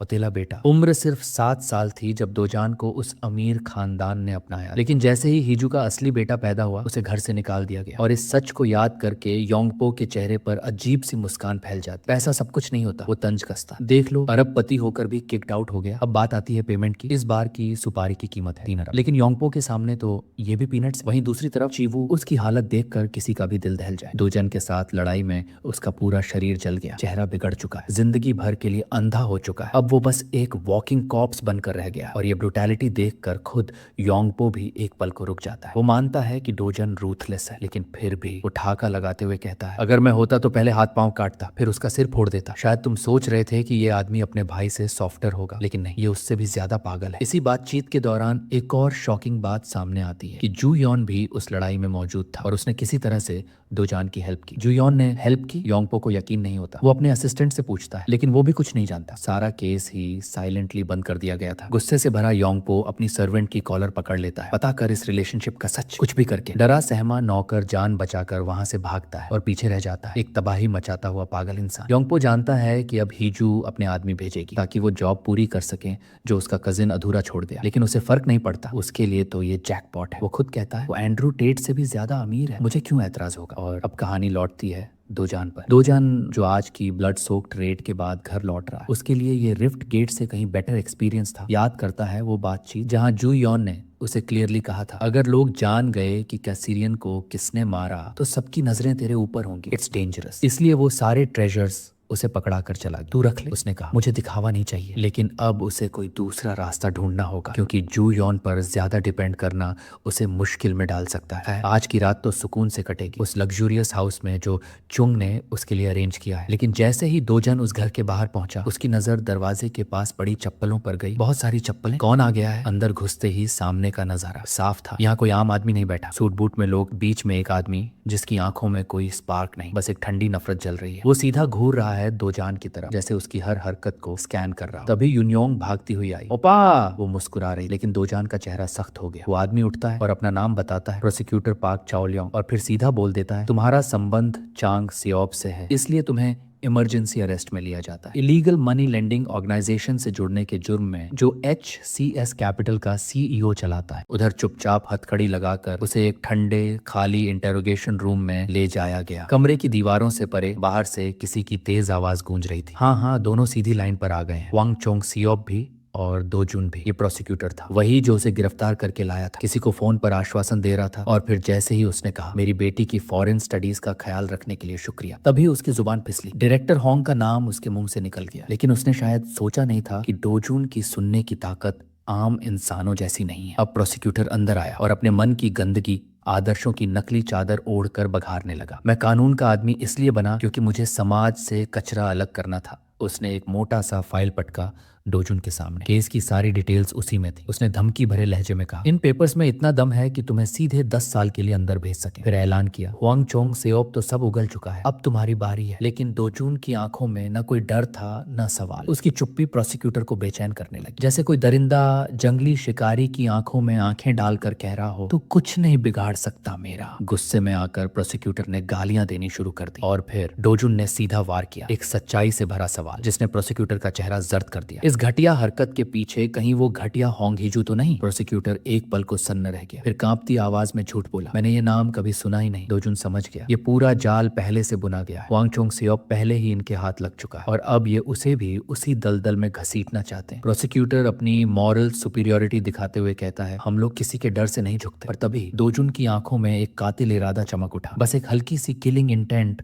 उसने लीक की और प्रोसिक्यूटर की रूह तक कांप उठी। हथकड़ी में बंधे होने के बावजूद वो लड़का उसे जानवर की तरह घूर रहा था। प्रोसिक्यूटर का शरीर बर्फ हो गया, जैसे कोई शिकारी उसे घूर रहा हो जो एक पल में उसका वजूद मिटा सकता है। शर्म से भरा प्रोसिक्यूटर अब उसके गालों पर ताली मारने वाला था, शायद अपना मर्दानापन साबित करने को। लेकिन तभी दरवाजा खुला। एक नर्वस इंटर्न अंदर आया। सर, जरा बाहर आइए, सीईओ दोजुन की फाइल में कुछ बहुत अजीब डिस्क्रिपेंसी मिली है। प्रोसिक्यूटर बाहर गया और वहां जो उसने सुना उससे जमीन खिसक गई उसके पैरों के नीचे से। बिल्डिंग का हीरो डिटेक्टर दोजुन को ऑर्डिनरी ह्यूमन बता रहा है सर। दोबारा चेक किया, फिर भी वही रिजल्ट आया। लेकिन ये कैसे हो सकता है सर? वो जिन जिन घटनाओं में शामिल रहा है वो सब तो एक अवेकनर के कैपेबिलिटीज से भी ऊपर की लगती है। प्रोसिक्यूटर को जो भी जानकारी मिली थी वो होंग हिजू के टी ग्रुप से आई थी। मतलब सुनने में तो ये इंटेल भरोसेमंद लग रही थी, लेकिन असल में डोजन की सच्चाई किसी अनसुलझी पहेली जैसी। किसी आम इंसान पर, वो भी ऐसे मामलों में आरोप लगाना जिनका रिश्ता सुपर ह्यूमन से हो, इस सोच तक कैसे आई होगी? अंदर ही अंदर दोजान के होंठों पर एक हल्की सी तिरछी मुस्कान थी, जैसे वो मन ही मन इस प्रोसिक्यूटर को बेवकूफ समझकर चुपचाप मजाक उड़ा रहा हो। अगर चाहूं तो इन कमजोर सी हैंडकफ्स को तोड़कर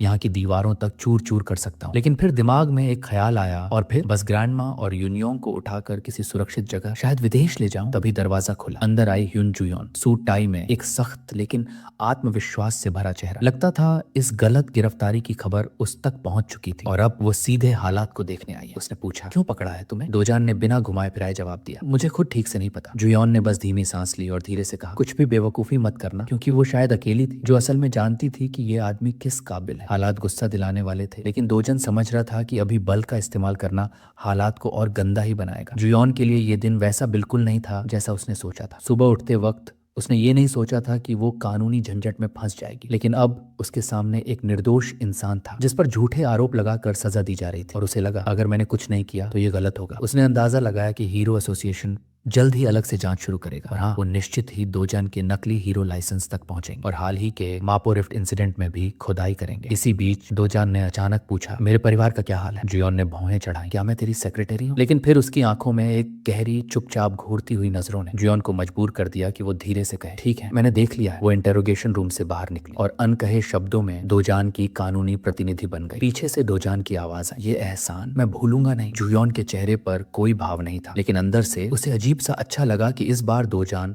उस पर भरोसा कर रहा है। उसने वादा किया, इस परेशानी को जल्द से जल्द खत्म कर दूंगी। और वो मजाक नहीं कर रही थी। जुयोन का तरीका सीधा कानूनी बचाव नहीं था। उसने प्रोसिक्यूटर पार्क चोलोयोंग के गंदे कारनामों और गैर कानूनी डील्स को उजागर कर दिया, जिसके नतीजे में वो पद से बर्खास्त हो गया। एक बार वो गंदा टुकड़ा हट गया तो जांच बिल्कुल साफ सुथरे तरीके से आगे बढ़ी और डोजुन बेगुनाह साबित हो गया। लोन शार्क ऑपरेशन और बाकी हालिया मामलों से उसका कोई लेना देना नहीं था। हाँ, एक सजा से वो नहीं बच पाया, अनऑथराइज्ड हीरो लाइसेंस का इस्तेमाल। लेकिन जुयोन की बदौलत वो बस प्रोबेशन पर छूट गया। घर लौटते वक्त कार में रेडियो से एक ब्रेकिंग न्यूज गूंजी। इंग्लैंड में एक अज्ञात मॉन्स्टर ने हमला कर दिया। वर्णन था, एक मैंटिस जैसा क्रीचर, 1.5 मीटर ऊंचा, कंपाउंड आइज और डरावनी छलांग लगाने की ताकत। दोजन की आंखें हल्की से कुड़ गईं। वेकेशन स्टीयरिंग पर जुयोन का हाथ जरा डगमगाया, जैसे वो कार ही ठोक दे, क्योंकि नए मॉन्स्टर्स के बारे में जानकारी एसोसिएशन बहुत सख्ती से छुपा कर रखता है। और वो जानती थी कि मैकेशन क्या है, सिर्फ इसीलिए क्योंकि वो खुद एक एस रैंक हीरो है, क्योंकि मॉन्स्टर का नाम कोई आम इंसान नहीं रखता। दुनिया के हर कोने में फैले ये मॉन्स्टर मरने के बाद एक अजीब सी चीज छोड़ जाते हैं, मैजिक स्टोन्स। इन पत्थरों में सिर्फ कंडेंस्ड एनर्जी ही नहीं होती, बल्कि एक तरह का एनक्रिप्टेड डेटा भी छुपा होता है। अगर इस डेटा को डिकोड कर लिया जाए तो उस मॉन्स्टर का असली नाम तक सामने आ सकता है। आज की अर्थ में ये काम साइंस और टेक्नोलॉजी से होता है, लेकिन जिस नष्ट हुई दुनिया से डोजन आया है वहां मैजिक से ये काम किया जाता था। यानी डोजन को दोनों दुनियाओं के मॉन्स्टर्स के बारे में बखूबी पता है, उनके नाम, उनकी कमजोरियां, सब कुछ। बस यूं ही चलते चलते उसने कैजुअली कह दिया, मैकासियंस, उनके लिए तो बस रेड फ्लावर एंड का फ्लूइड ही काफी है। ये सुनकर जुयोन की आंखों में हैरानी चमक उठी। वो फ्लूइड इंसानों के लिए बिल्कुल हार्मलेस है, लेकिन मैकेशंस के लिए ये एक जहरीला जहर है जो उन्हें तुरंत पैरालाइज कर देता है। बस इन पर स्प्रे कर दो और देखो कैसे ये दहाड़ना बंद कर देते हैं। जुयोन ने एक पल को दोजन को गौर से देखा। उसके हर शब्द, हर कदम में एक रहस्यमयी आभा थी। आखिर ये सीईओ दोजन है कौन? चाहे जितना पूछो, वो अपनी असली पहचान के बारे में कभी कुछ नहीं बताता, लेकिन इस समय उसका दिमाग कहीं और भाग रहा था। वो पहले से ही एक प्लान बना रहा था ताकि आगे किसी तरह की परेशानी दोबारा ना हो, और उसके हिसाब से इसका एक ही हल था, उस होंग हिजू को हमेशा के लिए खत्म कर देना। इधर होंग हिजू का हाल बेहाल था। वो अपने नाखून चबाते हुए बेचैनी में डूबी थी, हर पल एंग्जाइटी में, अपने पति के नाजायज बेटे से निपटने के लिए नए नए तरीके सोच रही थी। और अब जब जुयोन जैसी शख्सियत इसमें शामिल हो चुकी थी, उस पर और दबाव बढ़ चुका था। उसका असिस्टेंट भी किसी काम का नहीं निकला। पूरी कोशिश के बाद भी वो ये नहीं पता लगा सके कि उस एस रैंक हीरो और डोजान के बीच आखिर रिश्ता क्या है। गलती से भी अगर उन्होंने ऐसे किसी शख्स को नाराज कर दिया तो कंपनी का सारा पैसा भी उन्हें बचा नहीं पाएगा। और फिर एक और झटका, प्रोसिक्यूशन की रिपोर्ट के मुताबिक डोजान ने अपनी रजिस्ट्रेशन एक नॉर्मल सिटीजन के तौर पर करवाई, न कि हीरो के तौर पर। यह साफ था कि उस लड़के ने कोई खतरनाक शक्ति जागृत की है या फिर उसके पास ऐसा कोई तरीका है जिससे वो हीरो डिटेक्टर को धोखा दे सकता है। लेकिन अब हाल ये था कि होंग हीचू का पैसा इस जंग में पानी की तरह बह रहा था और उसके लोग सिर्फ अंदाजे लगा पा रहे थे। गुस्से से पागल होकर उसने आखिरकार वो कदम उठा ही लिया। उसने एस रैंक रास्कल कंग योंगपियो से सीधा संपर्क किया। 20 बिलियन दूंगी, नहीं 30 बिलियन, बस इस डोजन की समस्या को हमेशा के लिए खत्म कर दो। फोन के दूसरी तरफ से कैंग योंगपियो ने ठाका लगाया और लालच से भरी आवाज में बोला, डील पक्की, लेकिन दाम दोगुना लगेंगे। कांग योंगपियो की ये डिमांड सुनकर उसके अपने आदमी भी एक पल को हक्के बक्के रह गए। सिर्फ एक साधारण काम के लिए पूरे 60 अरब, ये तो हद से ज्यादा था। हाँ, योंगपियो हरामी है पर बेवकूफ नहीं। वो साफ देख रहा था होंग हीजू के पास अब कोई और चारा नहीं बचा, हर रास्ता बंद हो चुका। और फिर हीजू की कंपनी तो इतनी बड़ी है कि अगर 60 बिलियन भी निकाल दिए जाए तो शायद किसी को पता भी ना चले। लेकिन इस बार इक्वेशन में एक और नाम जुड़ चुका था, ह्युनयान। योंगपियो जानता था किसी और एस रैंक के खिलाफ लड़ने का रिस्क उठाना मतलब डील का दाम दोगुना करना बिल्कुल जायज है। उसका आदमी भी मान रहा था ह्युन खतरनाक है, बेहद खतरनाक। लेकिन अपने आदमी के मुंह से दूसरे एस रैंकर की तारीफ सुनना योंगपियो के नाजुक अहंकार को चुभ गया। चेहरे पर एक तिरछी मुस्कान के साथ वो गुर्राया, तुम्हें लगता है मैं उसे हराने में वक्त लगाऊंगा? अरे 20 मिनट, बस 20 मिनट में उस कमीने का खेल खत्म कर दूंगा। उसके आदमी ने डर के मारे तुरंत हामी भरी, क्योंकि ऐसे बॉस के सामने बहस करना सीधा मौत को न्योता देने जैसा था। योंगपियो की आंखों में हल्की सी चमक आई और उसने बात बदल दी। अब चर्चा हो रही थी हीरो एसोसिएशन के साथ उसके ट्रांजैक्शन की। असल में उसे यू के उड़ान भरने से पहले एक डील फाइनल करनी थी, वो भी बतौर साउथ कोरिया का प्रतिनिधि इस बग इन्फेस्टेशन को रोकने के लिए। लेकिन एक पेंच था, एसोसिएशन अपना पर्स कसकर पकड़ बैठी थी और ऊपर से वो चालाक लोग पहले ही हीरो डिस्पैच का पूरा प्लान पब्लिक कर चुके थे। मतलब एस रैंकर्स के पास मना करने का कोई बहाना नहीं बचा। योंगपियो भले ही गैंगस्टर हो, लेकिन उसकी नजर में एसोसिएशन गैंगस्टर से भी घटिया था। ऑपरेशन 3 दिन बाद था। साउथ कोरिया और जापान दोनों अपने सबसे बेहतरीन हीरोज भेजने वाले थे। योंगपियो को कम से कम एक फायदा नजर आ रहा था, यूके पहुंचकर वो किसी टेकाशी से मिल सकता है और अगर उसने मक्कासियंस की कोई बड़ी कमजोरी खोज ली तो उसकी वैल्यू आसमान छू जाएगी। उधर मैकेशंस का हमला और बढ़ चुका था। अब वो यूके के कैम्ब्रिज तक पहुंच गए थे। ब्रिटिश हीरोज दिन रात बिना रुके लड़ रहे थे। एक बेहतरीन टीम तैयार की गई थी और यूके होने के नाते यहाँ के लड़ाके ब्लेड्स का ज्यादा इस्तेमाल करते थे। लेकिन उनकी सबसे बड़ी मुश्किल थी एक विशाल मैकेशियन मंटिस, इतनी तेज और इतनी धारदार कि धीमे हीरोज को एक ही वार में चीर सकती थी। ब्रिटिश हीरोज ने तालमेल बैठाकर पलटवार किया। लाइनअप अच्छा था, बैलेंस था और उनकी स्किल भी कम नहीं थी। लेकिन वो मैंटिस अब भी मैदान में एक साया बनकर घूम रही थी। सड़क पर खून बह रहा था। कुछ हीरो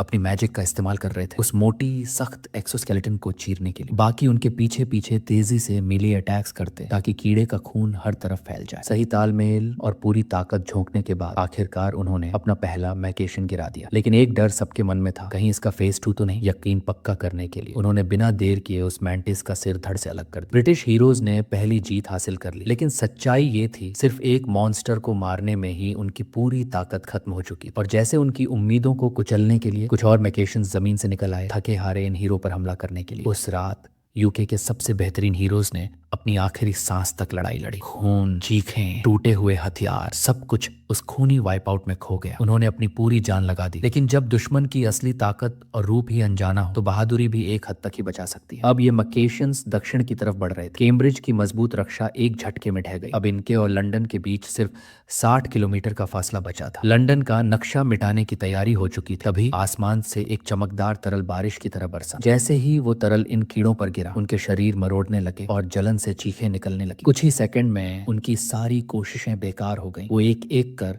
जमीन पर गिरने लगे। ये तरल उनके अंदर फैल चुका था। उनके सारे डरावने हथियार अब बेकार हो गए थे। जैसे बायोलॉजिकल वॉरफेयर ने उन्हें एकदम खाली खोल में बदल दिया। और फिर आसमान में उसकी असली वजह नजर आई। एक चॉपर जो इन मंटिस की सेना का पीछा कर रहा था सुरक्षित दूरी से। उसके अंदर साउथ कोरिया और जापान के हीरोज, एक जॉइंट कैवलरी जो मदद के लिए आई थी। सब हैरान थे क्योंकि ये इतना सिंपल सोल्यूशन था और फिर भी कमाल कर रहा था। युनजियोन का सुझाव, रेड फ्लावर एंट का SAP, ये तरल इन वेकेशंस के लिए मौत का पैगाम बन गया था। उनके बगल में खड़ा था कांग योंगपियो। उसकी आंखों में एक सवाल था, ये औरत ऐसे ही गेस नहीं मार सकती, ये जैकपॉट यूं ही नहीं लगा। और फिर युनजियोन की आवाज ने सबको हकीकत में लौटा दिया। सब तैयार हो जाओ, कूदो और इसे खत्म करो। किसी की आंखों में अब थकान नहीं थी, सिर्फ रिस्पेक्ट था। कोरिया के सबसे ताकतवर एस रैंक हीरो के लिए कवलरी ने ब्रिटिश सॉइल पर स्काई डाइव किया, लंदन को पूरी तरह तबाह होने से बचाने के लिए। कुछ दिन बाद दुनिया भर में खबर फैल गई, यूके में क्या हुआ और इस ऑन ऑपरेशन का अनडिस्प्यूटेड एमवीपी कौन था। कोरिया वापस लौटने पर एयरपोर्ट पर मीडिया और फैंस का सैलाब उमड़ पड़ा। हर कोई बस एक नजर देखना चाहता था अपने देश का प्राइड को। यूके एक्सपीडिशन के बाद से रिपोर्टर्स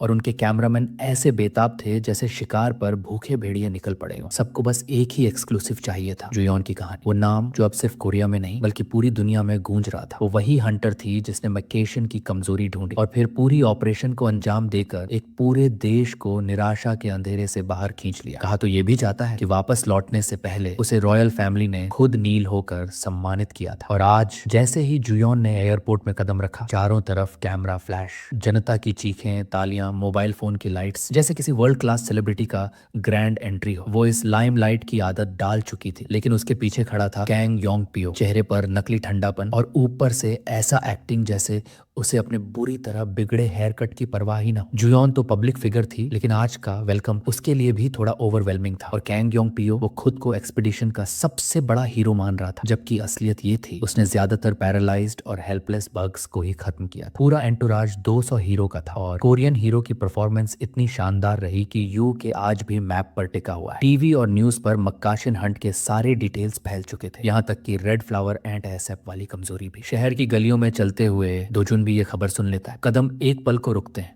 होठों पर हल्की सी संतुष्टि। कम से कम जुयोन ने उसका दिया हुआ इंटेल सही से इस्तेमाल किया। लेकिन जैसे ही जंबोट्रॉन पर कैंग योंग पियो का स्मग चेहरा चमकता है, दोजुन की आंखों का सारा सुकून गायब। दिल में बस एक ठंडी सी सोच, इस आदमी का हिसाब भी बाकी है। जल्द ही एक हाई एंड रेस्टोरेंट में दोजुन अब बैठा है कॉफी के कप के साथ, और सामने वही शख्सियत जुयोन। जुयोन ने मेज पर ढेर सारे गिफ्ट रख दी, छोटे यूनियोंग के लिए, ग्रैंड माँ के लिए और दोजुन के लिए भी। हंसकर बोली, अभी मत खोलना, घर जाकर देखना। लेकिन दोजुन के चेहरे पर वही पुराना शरारती भाव, उसने वहीं खोल लिया और अंदर से निकले बेहतरीन कपड़े। जुयोन के लिए ये बस एक छोटा सा थैंक यू था, क्योंकि दोजुन की एक थ्रो अवे टिप ने उसे दुनिया की सबसे मशहूर हीरो बना दिया। असल में उसने जो पाया उसकी तुलना में ये कपड़े कुछ भी नहीं। इसलिए वो हंसते हुए बोली, अगली बार कार चाहिए तो बता देना, या जो भी मन करे। भाई का तो शुगर मॉमी प्रीमियम चालू हो गया। जुयोन जानती थी कि दोजुन अपने इंटेल का राज नहीं खोले, फिर भी उसने कैजुअली पूछ लिया, लेकिन कोई जवाब नहीं आया। जैसा सोचा था वैसा ही हुआ, ये आदमी किसी से खुलता नहीं। फिर उसने टॉपिक बदलते हुए पूछा, अब आगे क्या करने का प्लान है? दोजुन दुनिया बचाने वाला, वर्ल्ड पीस का सरमन देने वाला इंसान नहीं था। अगर उसने होंग हिजू और कंग योंग पियो पर नजर टिकाई तो ये लड़ाई खूनी होने में वक्त नहीं लगेगा। लेकिन जुयोन के लिए सबसे बड़ा सरप्राइज ये था, उसने बस इतनी शांति से कहा, फिलहाल तो बस एक नया घर खरीदना है। दोजुन का ये ठिकाना कोई खास जगह नहीं था, बस एक किराए का सेफ हाउस है जहाँ उसका परिवार फिलहाल रुका हुआ। उधर जब मौजूदा स्टार हीरो और पुराने सोर्ड गॉड फिर से मिल रहे थे, दूसरी तरफ यूके एक्सपीडिशन का एक और चमकता चेहरा अपनी ही दुनिया में खोया हुआ। कंग योंग पो, ये आदमी बस पार्टी का बहाना ढूंढता है, और इस बार तो वेलकम पूल पार्टी में चारों तरफ बस शराब, शोर और औरतें। मगर इस भीड़ में भी उसकी नजर बार बार एक ही चेहरा ढूंढ रही थी, जुयोन। वो अच्छी तरह जानता था ये लड़की पहले इतनी खतरनाक नहीं थी, कुछ तो बदला है उसमें। और सबसे ज्यादा शक उसे इस बात पर था कि आखिर उसने उन बग्स की वीकनेस कैसे ढूंढ निकाली। उसके अंदर एक बेचैनी थी, मानो वो कोई राज छुपा रही हो। वापसी की फ्लाइट में योंगपो ने मौका निकाला। उसने बातों बातों में जुयोन को छेड़ते हुए दोजुन का नाम घुमा फिरा कर बीच में ला दिया। बोला, सुना है जब दोजुन उस करप्ट प्रोसिक्यूटर के चक्कर में फंस गया था तो जुयोन ने आकर दिन बचा लिया। और फिर जैसे किसी जख्म पर नमक छिड़कना हो, उसने कंग चियोल वू की मौत का जिक्र छेड़ दिया। जुयोन ने उसकी आंखों में देखते हुए कहा, चियोल वू वो बेवकूफ था, उसने ही लड़ाई शुरू की। उससे पहले वो दोजुन को मारने की कोशिश कर चुका था और बुरी तरह नाकाम हुआ। योंगपो का चेहरा टेढ़ा हो गया, एक अजीब खतरनाक मुस्कान के साथ। हाँ, और ऊपर से कुछ पैसों के लालच में अपनी जान गंवा बैठा। इतना कहने के बाद भी उसने ठंडे लहजे में जोड़ दिया, लेकिन चाहे जो हो वो मेरा कजिन था, और अगर मैं चाहूं तो उसी रिश्ते का सहारा लेकर दोजुन से बदला ले सकता हूँ। एक पल के लिए जुयोन की आंखों में हल्की सी चिंगारी चमकी और वो फौरन खुद को संभाल कर पीछे हट गई। अगर कुछ होता भी है तो उसमें मेरा कोई हाथ नहीं होगा। योंगपो को हैरानी हुई, उसे तो पूरा यकीन था कि जुयोन और दोजुन के बीच गहरी नजदीकी है, मगर उसके इस ठंडे जवाब के बाद उसने चुप रहना ही बेहतर समझा। जुयोन ने अपनी स्लीप मास्क पहन ली और फिर से आंखें बंद कर ली, पर योंगपो का शक कम नहीं हुआ। उसके दिल में कहीं ना कहीं ये बात चुभ रही थी, लड़की कुछ छुपा रही, और इसीलिए दोजुन को लेकर उसकी सतर्कता पहले से कहीं ज्यादा बढ़ गई। उधर इंग्लैंड में लॉन्ग सटन की वो जगह जहां मॉन्स्टर वेव का पहला हमला हुआ था, अब भी बर्बादी की गवाही दे रही थी। टूटी फूटी इमारतें, जली हुई घास और दूर तक पसरा सन्नाटा। ब्रिटिश हीरो एसोसिएशन के पास बचे खुचे जितने भी हीरो थे वो सब रिफ्ट्स के अंदर भेज दिए गए थे ताकि दूसरी वेव शुरू होने से पहले मैजिक स्टोन्स इकट्ठे कर लिए जाएं। बाहर तैनात कुछ गार्ड्स आपस में धीमे स्वर में बातें कर रहे थे। अगर हमें पहले से पता होता कि मैकेशंस को बस थोड़े से रेड फ्लावर एंड्स के एसएपी से मारा जा सकता है तो हम सब करोड़ों के मैजिक स्टोन्स बना लेते। लेकिन हकीकत ये थी, एक बार कोई रिफ्ट मॉन्स्टर वेव के साथ टूट जाए तो उसे कभी गेट में बदला नहीं जा सकता। दूसरी वेव आने वाली थी और इस बार शायद पहले जैसी नहीं। रिपोर्ट्स बताती हैं दूसरी वेव में अक्सर ऐसे मॉन्स्टर निकलते हैं जो पूरे पूरे देश को मिटा देते हैं। सबसे डरावनी बात ये कि कोई नहीं जानता क्या निकलेगा, कब निकलेगा। अचानक सामने मौजूद रिफ्ट हल्की सी धड़कने लगी। रेड टीम अभी कुछ ही घंटे पहले अंदर गई थी माना स्टोन्स इकट्ठा करने के लिए। बस 5 घंटे हुए थे, वापस लौटने का तो वक्त भी नहीं हुआ था। लेकिन माहौल बदलने लगा। डी रैंक गार्ड्स और सतर्क हो गए क्योंकि ऐसे वक्त पर कुछ बेकाबू लोग चुपके से पत्थर चुराने की कोशिश करते हैं। आमतौर पर माइनिंग टीम बाहर निकलती, मगर इस बार रिफ्ट ऐसे टूटा जैसे कांच का दरवाजा बिखर जाए। और फिर वो आया, एक इंसानी सा चेहरा मगर गहरी डराने वाली चोटों से भरा। उसके बदन पर ऐसा कवच था जो इस दुनिया का लग ही नहीं रहा था। एक नजर में समझ आता था ये कोई हीरो नहीं है। उसके कपड़े, उसके निशान सब किसी अजीब अवास्तविक दुनिया के। बेचारे गार्ड्स ने अभी हेडक्वार्टर से संपर्क करने की सोची ही थी कि उनके शरीर ने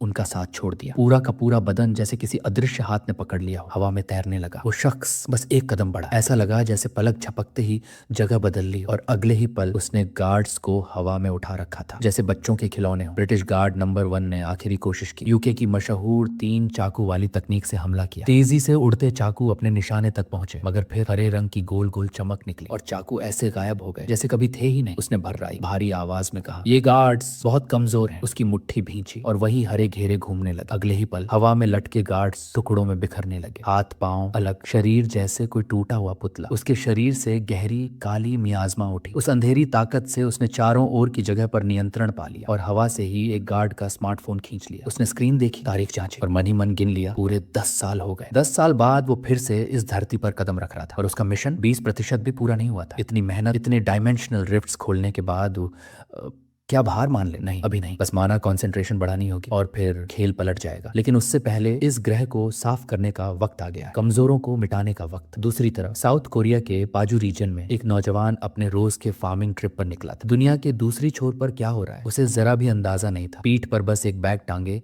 सीईओ दोजान रिस्ट्रिक्टेड एरिया में टहल रहा था। लेकिन तभी जमीन के नीचे से हल्की सी कंपन उठी। उसकी आंखें सिकुड़ गईं। यही तो वो महसूस करना चाहता था। अचानक धरती फटने लगी और बाहर निकले घिनौने वर्म मॉन्स्टर्स। उनके लंबे लंबे शरीर धातु के कांटों से ढके थे, मुंह में परत दर परत नुकीले दांत। लेकिन दोजान बस शांत खड़ा था, न डर न घबराहट, बस एक ठंडी नजर। उसने ऊपर इन मॉन्स्टर्स को देखने के बजाय नजरें नीचे गाड़ दी, उन गहरे छेदों पर जो इन वर्म्स ने बनाए। एक झलक में उसने माप लिया, 100 मीटर के दायरे में करीब 26 वर्म्स जमीन के भीतर है। उसके होठों पर एक टेढ़ी सी मुस्कान उभरी। देखते हैं कितने बच पाते। उसने हथेली में माना इकट्ठा किया, इतनी कंडेंस्ड ऊर्जा की हवा भारी हो गई। एक ही पल में वो ब्लास्ट सीधा छेद में उतार दी। कुछ सेकंड सन्नाटा, फिर एक के बाद एक धमाके हर छेद से उठने लगे। आग और मलबे के साथ जलते हुए वर्म्स ऊपर उछल पड़े जैसे नरक से बाहर भाग रहे हो। दोजान बस एक हल्की सांस छोड़ता है, ये था उसका तरीका। काम स्मार्ट करो, हार्ड नहीं। मिट्टी में हाथ गंदा करने की जरूरत ही नहीं जब कीड़े खुद ऊपर आ जाए। जब वो इन घिनौने वर्म्स से फ्री स्टोन्स इकट्ठा करने में व्यस्त था तभी शहर में एक बेहद अहम मीटिंग चल रही थी। कोरिया हीरो एसोसिएशन के डेप्यूटी डायरेक्टर मिनहोनी और उनके बॉस ना ताइवोंग एक ऐसे शख्स पर चर्चा कर रहे थे जिसे संभालना आसान नहीं। बेशक वो शख्स था सीईओ दोजान। रिपोर्ट्स कहती थी कि उसकी ताकत को स्टैंडर्ड हीरो मीटर से मापा ही नहीं जा सकता। वाइस प्रेसिडेंट पार्क सेयोंग चियोल जैसे कुछ लोग तो इस बात से डरे हुए थे, ऐसी ताकत वाला इंसान अगर खुला घूम रहा है तो ये खतरा है। इसलिए वो चाहते थे कि डोजन एसोसिएशन के सामने पेश। डेप्यूटी के पास जो इंटेल थी वो साफ इशारा कर रही, सीईओ डोजन की ये बदलती ताकत कंग चोल वू की इविल प्लान से शुरू हुई थी। जिस गेट रेड में उसकी मौत तय मानी जा रही थी वहीं वो जाग उठा और फिर सब बदल गया। उसने अपने दुश्मनों से बदला लिया और मापो की नई रिफ्ट को अकेले संभाल ली। हाँ, कई बार उसने हद से ज्यादा ताकत इस्तेमाल की, लेकिन उसके पीछे हमेशा एक ठोस वजह हो। ताइवोंग ने गहरी सांस लेकर कहा, जंगली घोड़ा सबसे मुश्किल से काबू में आता है, लेकिन अगर हमारे अस्तबल में ऐसा घोड़ा हो तो ये भी बुरा नहीं। दरअसल इस मीटिंग की वजह थी डोजान का नया रिक्वेस्ट, एक ऑफिशियल हीरो लाइसेंस। देश का नया एस रैंक हीरो बनने का सपना तो कई लोग देखते हैं, लेकिन सीईओ दोजुन ने तो बिना एसोसिएशन की चौखट पार किए ही ये मुकाम हासिल कर लिया, सिर्फ इसलिए क्योंकि उसके पास था एक ऐसा नाम जो इस वक्त पूरे देश में सोने से भी ज्यादा कीमती है, ह्युन जुयोन, गोल्डन गर्ल। जब एसोसिएशन के बड़े बड़े बुजुर्गों ने सुना कि वो जुयन का जान पहचान वाला है, उनके चेहरों से रंग उड़ गए। उन्हें साफ समझ आ गया इस वक्त जुयान को नाराज करना मतलब अपने पैरों पर कुल्हाड़ी मारना। बस फिर क्या था, पेपर वर्क हवा हो गया, प्रोसेस बिजली की तरह तेज, और डोजून को मिल गया एस रैंक हीरो का लाइसेंस। अब वो 8वां एस रैंक हीरो था साउथ कोरिया का। और सबसे अजीब बात, उसने एसोसिएशन की इमारत का दरवाजा तक नहीं छुआ था। इस स्टेटस के साथ अब उसके लिए किसी भी रिफ्ट जोन में शिकार करना खुला था, और उसने इस आजादी का पूरा फायदा उठाना शुरू कर दिया। वजू रिफ्ट जोन में जो उसने कहर बरपाया, डेंजरस वर्म्स को जलाकर राख कर देना, ये खबर सीधे एसोसिएशन के डायरेक्टर के कानों तक पहुंची। वो डायरेक्टर जो नए नए एस रैंकर्स पर हमेशा शक करता है, भी सुनकर मुस्कुराया। अच्छा, ये लड़का तो सच में नाम के काबिल है। सोचो, कोई अकेला आदमी बिना गिल्ड बिना सपोर्ट सीधे सेकेंडरी रिफ्ट में कूद पड़ा। साधारण लोगों की नजर में ये पागलपन है, पर डोजुन के लिए ये बस एक और दिन का काम। वो वाइस प्रेसिडेंट, जो पहले उसका सबसे बड़ा विरोधी था, अब जोर दे रहा था कि उसकी पहचान पब्लिक कर दो, ताकि एसोसिएशन उसे नए राइजिंग स्टार की तरह प्रमोट कर सके। लेकिन डेप्यूटी मिन्हो ने साफ मना कर दिया। पहले उसकी राय लो, उसे बिना पूछे इस पब्लिक सर्कस में मत धकेलो। वाइस प्रेसिडेंट ने फिर भी तर्क दिया, ये अनरेस्ट का समय है, लोगों को उम्मीद का नया सिंबल चाहिए, ये लड़का वही सिंबल बन सकता है। लेकिन डायरेक्टर ना ताइवोंग ने बस गहरी सांस ली। पहले मैं उससे मिलूंगा आमने सामने। और इधर डोजुन अब भी रिफ्ट जोन के बीचों बीच अपने वर्म किलिंग मैराथन में लगा हुआ था। अगर माना एक्सप्लोजन इस्तेमाल नहीं कर रहा तो सीधा ब्रूट फोर्स तुन से काम तमाम कर रहा था। एक वर्म को चीरते ही बाकी के रेंगते दानव उसकी ओर झपट पड़े, लेकिन उनकी चालें उसके दिमाग में जैसे पहले से लिखी हुई हो। अपने हाथ में जलती हुई माना की शक्ति भरकर उसने एक चौड़ा वार किया, और एक झटके में दर्जन भर वर्म मॉन्स्टर्स जलकर राख हो गए। उनके सिर धड़ से अलग। जब वो जमीन पर उतरा तो उसके चारों तरफ सिर्फ सड़ते हुए मरे हुए शरीर पड़े थे। वो उन लाशों के ढेर पर खड़ा था, हाथ अब भी धधक रहे थे, मानो आग अभी भी उसकी उंगलियों में नाच रही हो। थोड़ी देर तक वो बस खड़ा रहा, हल्की सी सांस छोड़ी और बाकी बचे फ्लिकर्स को भी गायब कर दिया। जैसा उम्मीद थी, लगातार इतने सारे हाई लेवल मॉन्स्टर्स को हंट करना और मारना, इसका माना खर्च मजाक नहीं है। शरीर थक चुका था, लेकिन उससे भी ज्यादा हथियार की कमी चुभ रही थी। यही वजह थी कि डोजुन ने ठान लिया, अब एक सही हथियार लेना ही पड़ेगा, और इसके लिए सबसे सही जगह गस्सन हीरो कॉम्प्लेक्स। वो सीधा एक साधारण से दिखने वाले स्टोर में दाखिल हुआ। अंदर काउंटर पर एक उबाऊ सा चेहरा, चोट के निशान, सुस्त आंखें और हाथ में फोन। वो बस टाइम पास कर रहा था। दरवाजा खुलते ही वेलकम बेल बजी, लेकिन उसकी नजर तक ऊपर नहीं उठी। बस बिना देखे पूछा, रिजर्वेशन है तुम्हारा? डोजुन ने सवाल को पूरी तरह इग्नोर कर दिया। बैग उतार कर सीधे काउंटर पर पटका। इन मटेरियल से हथियार बनाना है। लेकिन वो लड़का मोबाइल से नजर हटाने में ही नाराज हो गया। कड़क आवाज में बोला, रिजर्वेशन के बिना यहाँ सर्विस नहीं मिलती। डोजुन पहले ही इस सड़क के बाकी सारे शॉप से लौटा दिया गया था। सबने कहा फुल बुक्ड है। ये अकेला स्टोर था जिसने फोन उठाया था। फिर भी ये सामने वाला सीधा मना कर रहा था, और साफ था उसे बस अपने फोन से लगाव था, किसी कस्टमर से नहीं। डोजुन की सहन शक्ति अब खतरे की लाइन छू रही थी। उसने सीधा उसकी कॉलर पकड़ ली। सुन छोटे, तेरे शॉप का ओनर कौन है? वो लड़का जिसकी जुबान अभी तक तीखी थी अचानक शांत से बोला, मेरे पापा इस जगह के मालिक हैं। डोजुन की आंखें ठंडी लेकिन पैनी हो गई। तो जल्दी से डैडी को बुला ले। असल में डोजुन यहाँ एक भरोसेमंद रिकमेंडेशन पर आया था। कॉलर छोड़ते ही लड़के ने नकली हंसी के साथ मुंह मोड़ा, लेकिन डर से सीधा अंदर के कमरे में भागा और अपने पिता को फोन लगाया। कुछ ही देर में एक बुजुर्ग आदमी बाहर आया, चेहरे पर मॉडिफाइड वेल्डिंग मास्क, हाथों पर काम के निशान। ये थे चॉय चिलान, हीरो आर्मामेंट्स के मास्टर क्राफ्ट्समैन। डोजुन ने शांत स्वर में कहा, मैं ह्युन जुयोन की रिकमेंडेशन पर आया हूँ। ये नाम सुनते ही बाप बेटे दोनों की नजर बदल गई। पूरा देश जानता है ये नाम। चोई थोड़ा हैरान भी था। एस रैंक सेलिब्रिटी मेरे काम को जानता है। लेकिन डोजुन यहाँ बातों में वक्त बर्बाद करने नहीं आया था। उसने सीधा अपने बैग से मटेरियल निकाले। चोई ने ध्यान से देखा, ये तो जायंट ब्लैक वाइपर का फैंग है। उसकी आवाज में हल्का सा अचंभा। कई साल हो गए ऐसे देखे हुए। डोजुन की आवाज में अब सीधी मांग, मुझे इससे एक ढंग की तलवार बनाओ, जितनी लंबी हो सके। बुजुर्ग ने सिर हिलाया। लंबाई सबको चाहिए, लेकिन नॉन मेटल मटेरियल को ज्यादा खींचोगे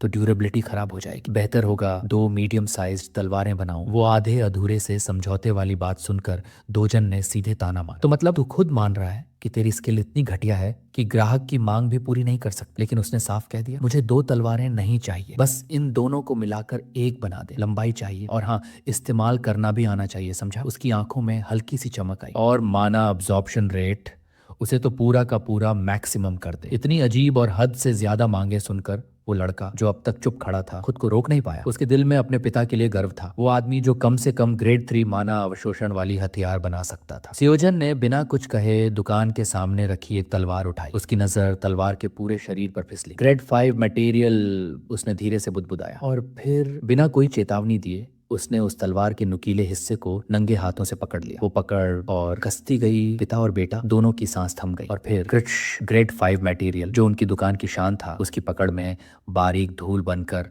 जमीन पर बिखर गया। पूरा दुकान में सन्नाटा छा गया। वो लड़का मन ही मन भगवान का शुक्र मना रहा था कि उसने इस अजीब ग्राहक से उलझने की गलती नहीं की। बूढ़ा कारीगर जिसकी आंखों के सामने उसका बनाया हथियार बिखर चुका था, एक पल को चुप रहा। दोजन की आवाज ठंडी और धमकी भरी थी। अगर मेरे दिए हुए मटेरियल से कचरा बनाने का इरादा है तो अभी के अभी काम छोड़ दें। आखिरकार अपनी शर्तों पर काम करने वाली दुकान मिल ही गई और उसी के बाद दोजन सीधे निकल पड़ा एक और डंजन की ओर। आज का टारगेट एक हरा चमड़ी वाला, एक आंख वाला साइक्लोप्स, जिसकी शक्ल देखकर ही कोई भी कांप जाए। जैसे ही उसने खतरे की आहट महसूस की, साइक्लोप्स ने जोर से चीख मारी। आवाज जैसे जंगल में गूंजती हुई कोई दरार फट गई हो। बाकी हंटर्स तो पूरे स्टाइल में आर्मर और हथियार पहनकर आते हैं, लेकिन दोजन सिर्फ जीन्स और हुडी में, क्योंकि उसके पास अभी तक कोई ढंग का हथियार नहीं है। फिलहाल ये हाथ ही काफी है। साइक्लोप्स ने उसे एक पल भी फ्री हिट नहीं लेने दिया। पहले ही कदम में उसने अपने विशाल पैर से उसे कुचलने की कोशिश की, लेकिन जब वार खाली चला गया तो उस एक आंख वाले जानवर के चेहरे पर डर साफ नजर आया। दोजान हवा में उछला, अपने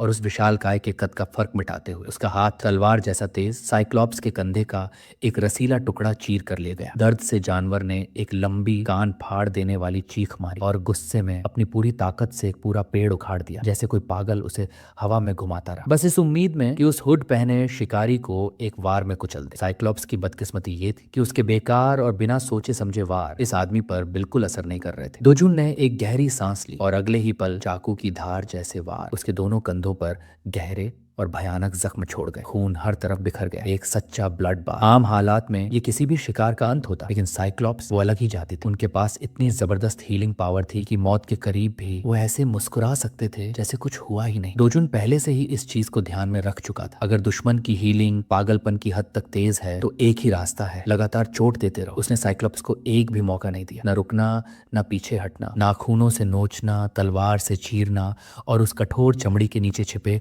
बदसूरत अंगों को टुकड़ों में तोड़ना। आखिर में उसने एक सटीक वार किया। साइक्लोप्स का सिर धड़ से अलग और दोजुन का लैंडिंग जैसे किसी सुपर हीरो का आखिरी शॉट। साफ लेकिन बेहद खूनी जीत इस हरे चमड़ी वाले दैत्य पर। हल्की थकान में दोजुन ने तलवार नीचे की। इतनी देर तक माना सोट बनाए रखना अभी भी उसके लिए थकाऊ और बेकार था। वो झोला उठाता है और एक छोटा सा पिक्चर निकालता है। बिना किसी हिचक उसने उस घाव में डुबो दिया। साइक्लोप्स का गाढ़ा गहरा लाल खून जैसे कोई मीठा जूस भर रहा। आज के मिशन का असली मकसद यही था, साइक्लोप्स ब्लड हासिल करना। शाम होते होते वो हीरो डिस्ट्रिक्ट पहुंच चुका था। जैसा हमेशा काउंटर पर वही शराबी सा आदमी बैठा था। दोजुन ने बिना कुछ कहे पिक्चर काउंटर पर रख दी और बस इतना बोला, ये अपने पापा को दे देना, इससे दोनों ब्लैक वाइपर फैंग्स को आसानी से जोड़ना मुमकिन हो जाए। थोड़ा सा समझाकर वो बिना और कुछ बताए दुकान से निकल गया। अब उसके हथियार के सारे बेसिक सामान इकट्ठा हो चुके थे, लेकिन अगर उसे माना एब्जॉर्प्शन रेट और बढ़ाना है तो एक आखिरी इंग्रेडिएंट चाहिए और वो पूरी दुनिया में सिर्फ एक ही जगह मिलता है। जब वो अपने अगले मिशन की प्लानिंग में डूबा था, दूसरी तरफ उसकी साथी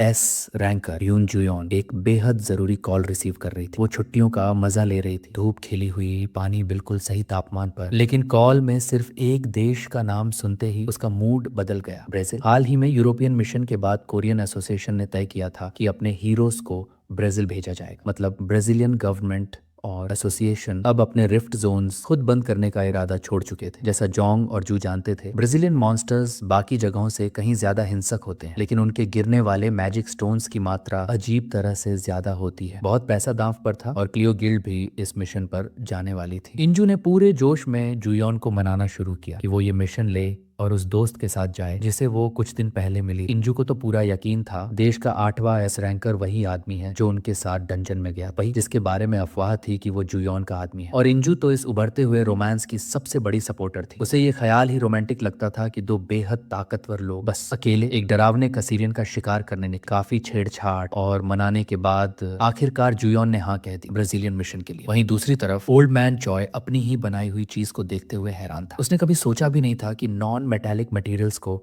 साइक्लोप्स के खून से पिघलाकर आपस में जोड़ा जा सकता है। अगर ये नौजवान ना होता तो शायद वो इस अजीब टेक्निक से कभी परिचित भी ना होता। इस तरीके से वो तलवार को उतनी लंबी बना सकता था जितनी डोजान चाहता था। ऊपरी सीमा करीब 180 सेंटीमीटर तक। ऐसी डोजान ने साफ कहा उसे 2 हाथों से चलने वाली तलवार चाहिए, लेकिन ग्रिप ऐसी हो कि एक हाथ से भी स्विंग की जा सके और वजन करीब 5 किलो हो। कल तक का बदतमीज लड़का आज इतने अदब से बात कर रहा था कि ओल्ड मैन चॉय को भी हैरानी हुई। शायद उसके लिए ये हथियार सच में बहुत मायने रखता था। ओल्ड मैन चॉय ने चेतावनी दी, 5 किलो एक हाथ से चलाना आसान नहीं होगा। ये कोई एक दो बार स्विंग करने वाली चीज नहीं है। लेकिन दोजान अपने स्पेक्स पर अडिग था। बस वैसा ही बनाओ जैसा मैंने कहा। जॉय ने अंदाजा लगाया कि क्राफ्टिंग प्रोसेस में कम से कम 1 महीना लगेगा और मना अब्जॉर्प्शन रेट ग्रेड 7 तक पहुंचेगा। लेकिन दोजान नाखुश था। ग्रेड 7, इससे मेरी पूरी ताकत संभाली नहीं जाएगी। जैसा उसने सोचा था, उसे एक आखिरी इंग्रेडिएंट की जरूरत थी। दरवाजे की ओर बढ़ते हुए उसने कहा, पहले शेप बना लो, मना अब्जॉर्प्शन बाद में कर लेना, जब तक मैं बाकी मटेरियल्स लाता हूँ। एक अनुभवी आर्टिजन होने के नाते ओल्ड मैन चॉय को अंदाजा था कि लड़का किस मटेरियल की बात कर रहा है। ये सोचकर ही उसकी रूह कांप गई। कुछ दिन बाद दोजन शहर में एक बहुत अहम औरत से मिलने पहुंचा। युन जुयोन ने अपना वादा निभाया और उसे एक बिल्कुल नई कार दी। दोजान ने इस तोहफे की बहुत कद्र की, लेकिन जुयन बस मुस्कुराई। ये तो कुछ भी नहीं, जितना तुमने मेरी मदद की है उसके सामने तो ये बस 1 अरब की एक कार है। जब उसने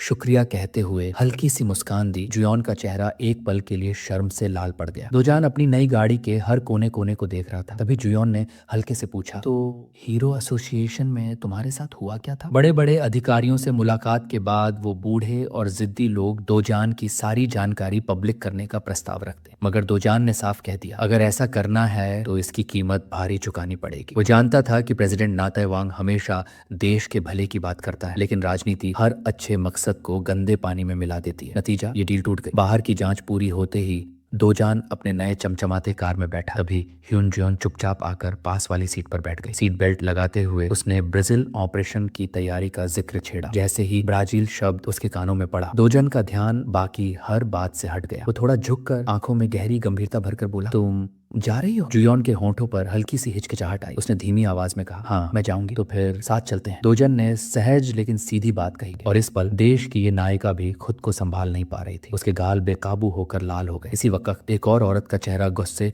और झुंझलाहट से लाल हो रहा था। वजह वही दोजन। अमीर और घमंडी होंग हीजू इस समय कंग योंगपो के झांसे में फंसकर उसे और पैसे दे रही थी। योंगपो ने समझाया, ऐसे समय में कंजूसी भूल जाओ। वो पहले ही $3 अरब एडवांस ले चुका था और अब और चाहता था, जबकि अपना वादा पूरा करना तो दूर, उसने तो दोजान को मारने की शुरुआत तक नहीं की थी। तंग आकर होंग हीजू सोचने लगी कि किसी और को क्यों न रख ले। इस दुनिया में ऐसे कमीने बहुत हैं जो पैसों के लिए बिना सवाल पूछे जान ले मगर योंगपो हंस पड़ा। उसने उसकी पुरानी बेकार हो चुकी जानकारी पर तंज कसा। फिर बोला, एक मुफ्त सलाह देता हूँ, दोजन अब देश का नया एस रैंकर बन चुका है। मतलब अब वो और मैं बराबरी पर है। होंग हीजू के लिए ये यकीन करना मुश्किल था। जिस कमजोर बच्चे को उसने कभी परिवार से धक्के मारकर निकाल दिया था, वही अब एक असाधारण ताकत बन चुका। योंगपो ने इस जानकारी के लिए खुद बहुत पैसा बहाया था और अगर होंग हीजू मानना नहीं चाहती तो बस इंतजार करे उस दिन का जब दोजान इस टावर पर चढ़कर अपने हाथों से उसे खत्म कर देगा। उसकी बात सुनकर होंग हीजू का दिल हलचल से भर गया। डर और बेचैनी के बीच उसने योंगपो को रोक लिया। रुको, मैं जितना भी देना पड़े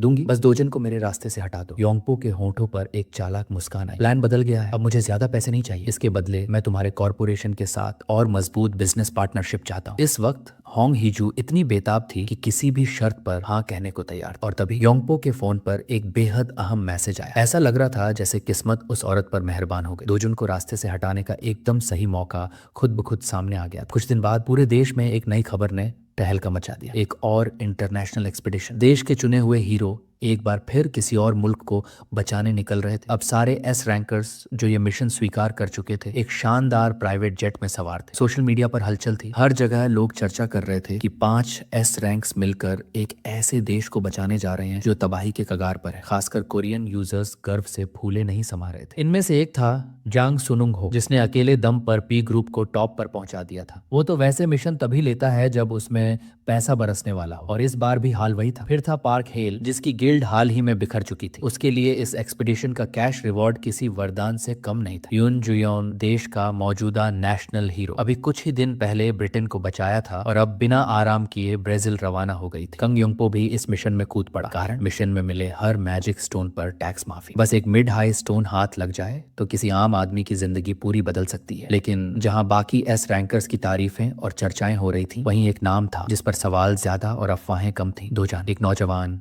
रुकी जो पहली बार इंटरनेशनल स्टेज पर उतर रहा था। कोई खास शोर शराबा नहीं, बस एक नया चेहरा। लेकिन पांचों हीरो अब खेल में थे और ब्राजील में हलचल मचनी तय थी। लंबी मगर शांत उड़ान के बाद टीम आखिरकार एस पाउलो ब्राजील पहुंच गई। ब्राजीलियन हीरो एसोसिएशन पहले से तैयार पूरे मिशन की योजना बनाने के लिए एक बड़ी मीटिंग बुलाई गई थी। कोरियाई टीम का स्वागत करते हुए उन्होंने दिल से शुक्रिया अदा किया। आखिर मदद के लिए बुलाए गए तमाम देशों में कोरियन सबसे तेज पहुंचे थे। कुछ एस रैंकर्स तो होटल में चेक इन करने की जहमत भी नहीं उठाई, सीधे मिशन पर निकल गए। लेकिन ब्राजील के बड़े अधिकारी अंदर ही अंदर परेशान थे। उन्हें डर था कि ये कोरियंस कहीं वो बात ना जान ले जिसे वो काफी वक्त से दबा कर रखे हुए थे। आखिर कोई भी राज हमेशा के लिए राज नहीं रहता। बस उन्हें इतना करना था कि ये मिशन खत्म होने तक सब पर सख्त नियंत्रण बनाए रखा जाए। और वो राज ब्राजील का नेशनल ट्रेजर हीरो मॉरिस किसी अनजान ताकत के हाथों बुरी तरह मारा गया था। ये कोई मॉन्स्टर का काम नहीं था। उसका ब्लैक बॉक्स साफ दिखा रहा था। हत्यारा इंसान था। सेंटा रिफ्ट के पास क्या हुआ था कोई नहीं जानता। फिलहाल कोरियाई टीम को पूरे मिशन का ब्रीफिंग दी जा रही थी। सभी ध्यान से सुन रहे थे, लेकिन जुयॉन वो तो चुपचाप अपने फोन पर कुछ टाइप कर रही थी और उसकी नजर किसी और को ढूंढ रही थी, दोजन को। वो फ्लाइट से उतरा ही नहीं बल्कि सीधा एक और कनेक्टिंग फ्लाइट पकड़ ली। मंजिल सेंटा रिफ्ट। जुयॉन के चेहरे पर चिंता साफ झलक रही। अभी अभी उसे पता चला था कि ये आदमी अकेले उस जगह जा रहा है जो शायद पूरे इलाके की सबसे खतरनाक रिफ्ट मानी जाती है। नियम तो ये था कि टीम के सभी सदस्य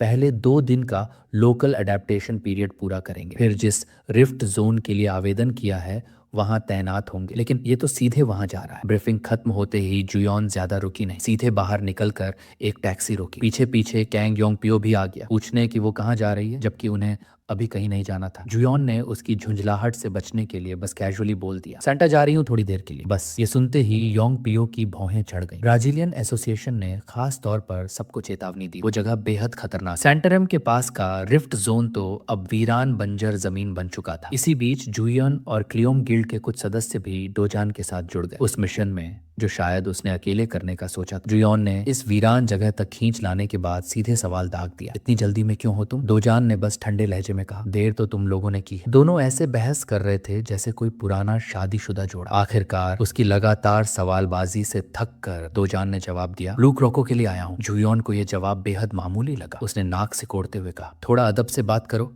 मैं तुमसे 3 साल बड़ी हूँ। उनके बीच ये छोटी छोटी तकरार चलती रही और पीछे क्लियोम गिल्ड के लोग चुपचाप तमाशा देख रहे थे। गिल्ड लीडर जोंगन जू ने जिंदगी में पहली बार किसी को जुयन के सामने यूं अकड़ के बोलते देखा था। जैसे जैसे वो रिफ्ट जोन के अंदर गहराई में जाते गए, क्लियोम गिल्ड के कुछ सदस्य बिना सही प्लान के आगे बढ़ने में हिचकिचाने लगे। लेकिन पार्टी में जुयॉन की मौजूदगी ने उनका डर थोड़ा कम कर दिया। उसकी स्किल्स पर किसी को शक नहीं था। पर अजीब बात यह थी कि यहाँ लीड तो एक नया चेहरा कर रहा था। जो लोग पहले वाली डंजन रन में मौजूद थे वो जानते थे कि ये न्यूबी लीडरशिप में कमाल है। बाकियों के लिए ये बस एक अजनबी था जिस पर भरोसा करना मुश्किल था। जुयॉन अब भी उलझन में थी। उसने पूछ ही लिया, तो तुम यहाँ रिफ्ट बंद करने आए हो? दोजान ने हल्की मुस्कान के साथ इनकार किया, इतना ऊंचा सपना नहीं है मेरा, बस मटेरियल चाहिए और जितना हो सके इस जोन से निकालना है। कुछ देर की शांत यात्रा के बाद अचानक झाड़ियों के पीछे से पहले ऑब्स्टिकल के पंजे नजर आए। क्लियोम गिल्ड के सभी ए रैंकर्स तुरंत एक्टिव हो गए। हर किसी ने अपनी भूमिका बेहतरीन तरीके से निभाई। आदेश साफ थे, टीम में हायरार्की मजबूत और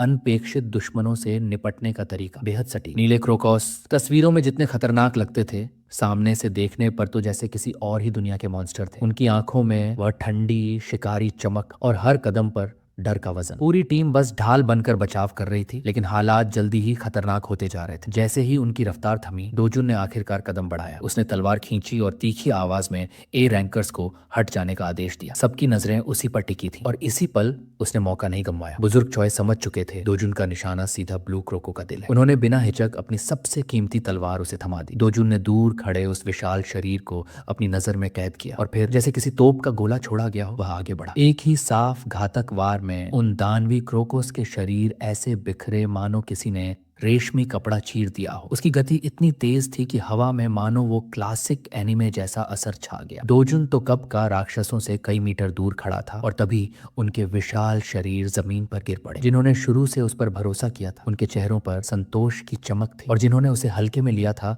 वे बस स्तब्ध खड़े रह गए। ये लड़का सामान्य नहीं है। उस एक मुश्किल के बाद रिफ्ट जोन तक का सफर बिना किसी रुकावट के गुजरा। सूरज ढल चुका था और शिविर की आग के पास क्लियम गिल्ड के सदस्य बस एक ही बात कर रहे थे, कैसे मिस्टर सीओ दोजुन ने अकेले ही ब्लू क्रोकस के झुंड को एक वार में खत्म कर दिया और वो भी बिना पसीना बहाए। किसी को पता नहीं, लेकिन यही आदमी भयावह कसीरियन को भी ऐसे ही हरा चुका है। ये अब साफ है दोजुन कोई साधारण हीरो नहीं। जब बाकी लोग उसकी चर्चा में खोए थे, दोजुन अपने बीमार से दिखने वाले स्टेक को आग पर पलटने में मग्न था। तभी ह्युन जुयोन उसके पास आई और पूछा, ब्लू क्रोको का दिल संभाल लिया? उसने बस शांत स्वर में कहा, हाँ मेरे लाए हुए कूलर्स अब उन्हीं से भरे हैं। जुयॉन ने माथा सिकोड़ते हुए पूछा, ये दिल आखिर काम किस में आते हैं? फिर उसकी नजर पैन पर पड़ी। ये मांस कौन सा है? बीफ तो नहीं है? दोजुन ने बिना देखे जवाब दिया, ब्लू क्रोको का मांस है, चाहो तो छक लो। टीम के पास पहले से ढेरों अच्छे प्रोविजंस थे, फिर भी ये आदमी खुद शिकार कर उसका मांस पका रहा था। जुयॉन के चेहरे पर घिन साफ झलक रही थी, लेकिन डोजुन जैसे किसी बारबेक्यू रेस्टोरेंट में बैठा हो वैसे आराम से चबा रहा था। चाकू को कांटे की तरह पकड़े उसकी यह आदत देखने वालों के लिए अजीब और डरावनी दोनों थी। इंजू भी उसे देखकर हल्का सा सिहर उठा। इतने सारे सामान्य खाने के बावजूद उनका नेता श्रापित मांस चबा रहा है। लेकिन घिन के उस पहले झटके के बाद जुयॉन के मन में जिज्ञासा जागी। उसने धीरे से एक टुकड़ा उठाया और कुछ देर उसे बस घूरती रही। इंजू ने अपनी दोस्त को रोकना चाहा। उसे डर था कि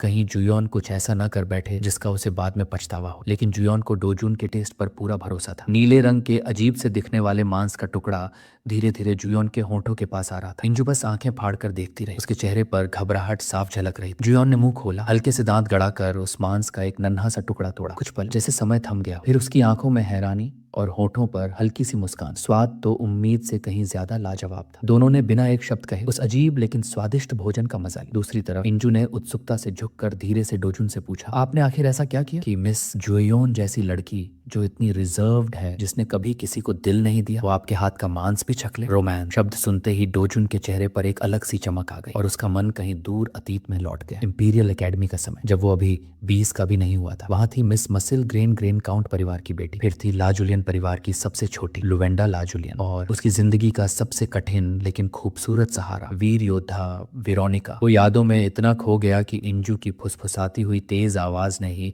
उसे वर्तमान में लौटाया। जब असल जवाब देने की बारी आई तो उसने हल्की मुस्कान के साथ कहा, जियोन वो तो पतंगा है और मैं उसकी लौ। इंजू ने मुंह घुमा लिया। उसकी आंखों में साफ लिखा था, उसने जिंदगी में इससे ज्यादा क्रिंज वर्दी बात कभी नहीं सुनी। उस रात माहौल हल्का फुल्का और चंचल बना रहा, यहाँ तक कि डोजुन भी हंस रहा था और खुलकर पल का आनंद ले रहा था। उधर एस्पाउलो में कांग योंगपियो अब भी एक शानदार होटल सूट में आलीशान जिंदगी जी रहा। वो अब भी समझ नहीं पा रहा था कि ह्युन जुलियन इतनी जल्दी में क्यों थी, जबकि ऑपरेशन की सही तारीख तो अभी तय ही नहीं हुई थी। उसके सूत्रों के अनुसार वो डोजुन और जोंगुन के गिल्ड के साथ निकल चुकी थी। योंगपियो ने अपने सहायक की तरफ मुड़कर सनम क्षेत्र के प्रॉफिटेबल मॉन्स्टर्स के बारे में पूछा। उसे तो पता था कि वहां ऐसा कुछ भी नहीं जिससे बड़ा मुनाफा हो सके। असल में डोजुन से जुड़ी हर चीज उसकी नजर में बस एक अनिश्चित उलझा हुआ रहस्य थी। उसी समय उसका ध्यान भंग हुआ। डायरेक्टर होंग का फोन बजा। हमेशा की तरह उसकी पहली बात यही थी, काम हो गया? योंगपियो ने उसकी बेचैनी भांप कर पूछा, तुम इतनी जल्दी में क्यों? कुछ हुआ है क्या? होंग की आवाज में हल्की घबराहट थी। उसे शक था कि उसके पिता को डोजुन के एस रैंक पर चढ़ने की खबर लग गई है और अब टीआर के चेयरमैन खुद उसे घर बुला रहे हैं। होंग हिजू की बेचैनी हर पल बढ़ रही। योंगपियो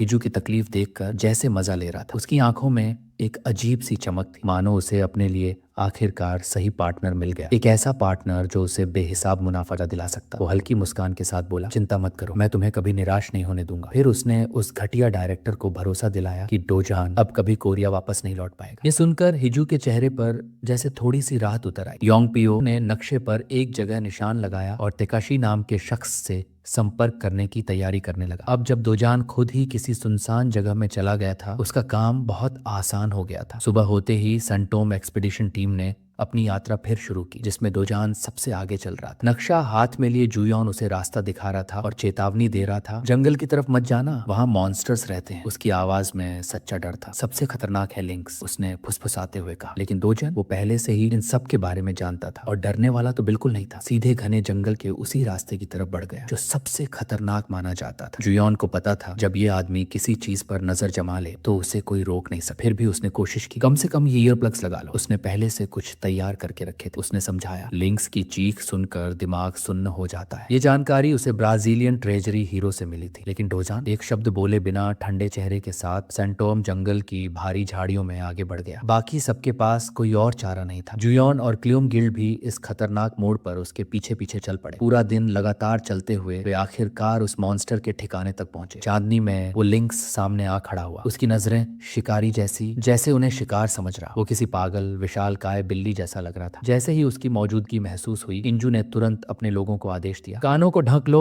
हर तरफ अफरा तफरी मच गई। लेकिन दोजान वो उस जानवर को घूरता रहा, बिना पलक झपकाए, बिना पीछे हटे। ये शिकार नहीं था, ये दो शिकारी थे जो अब एक दूसरे को तौल रहे थे।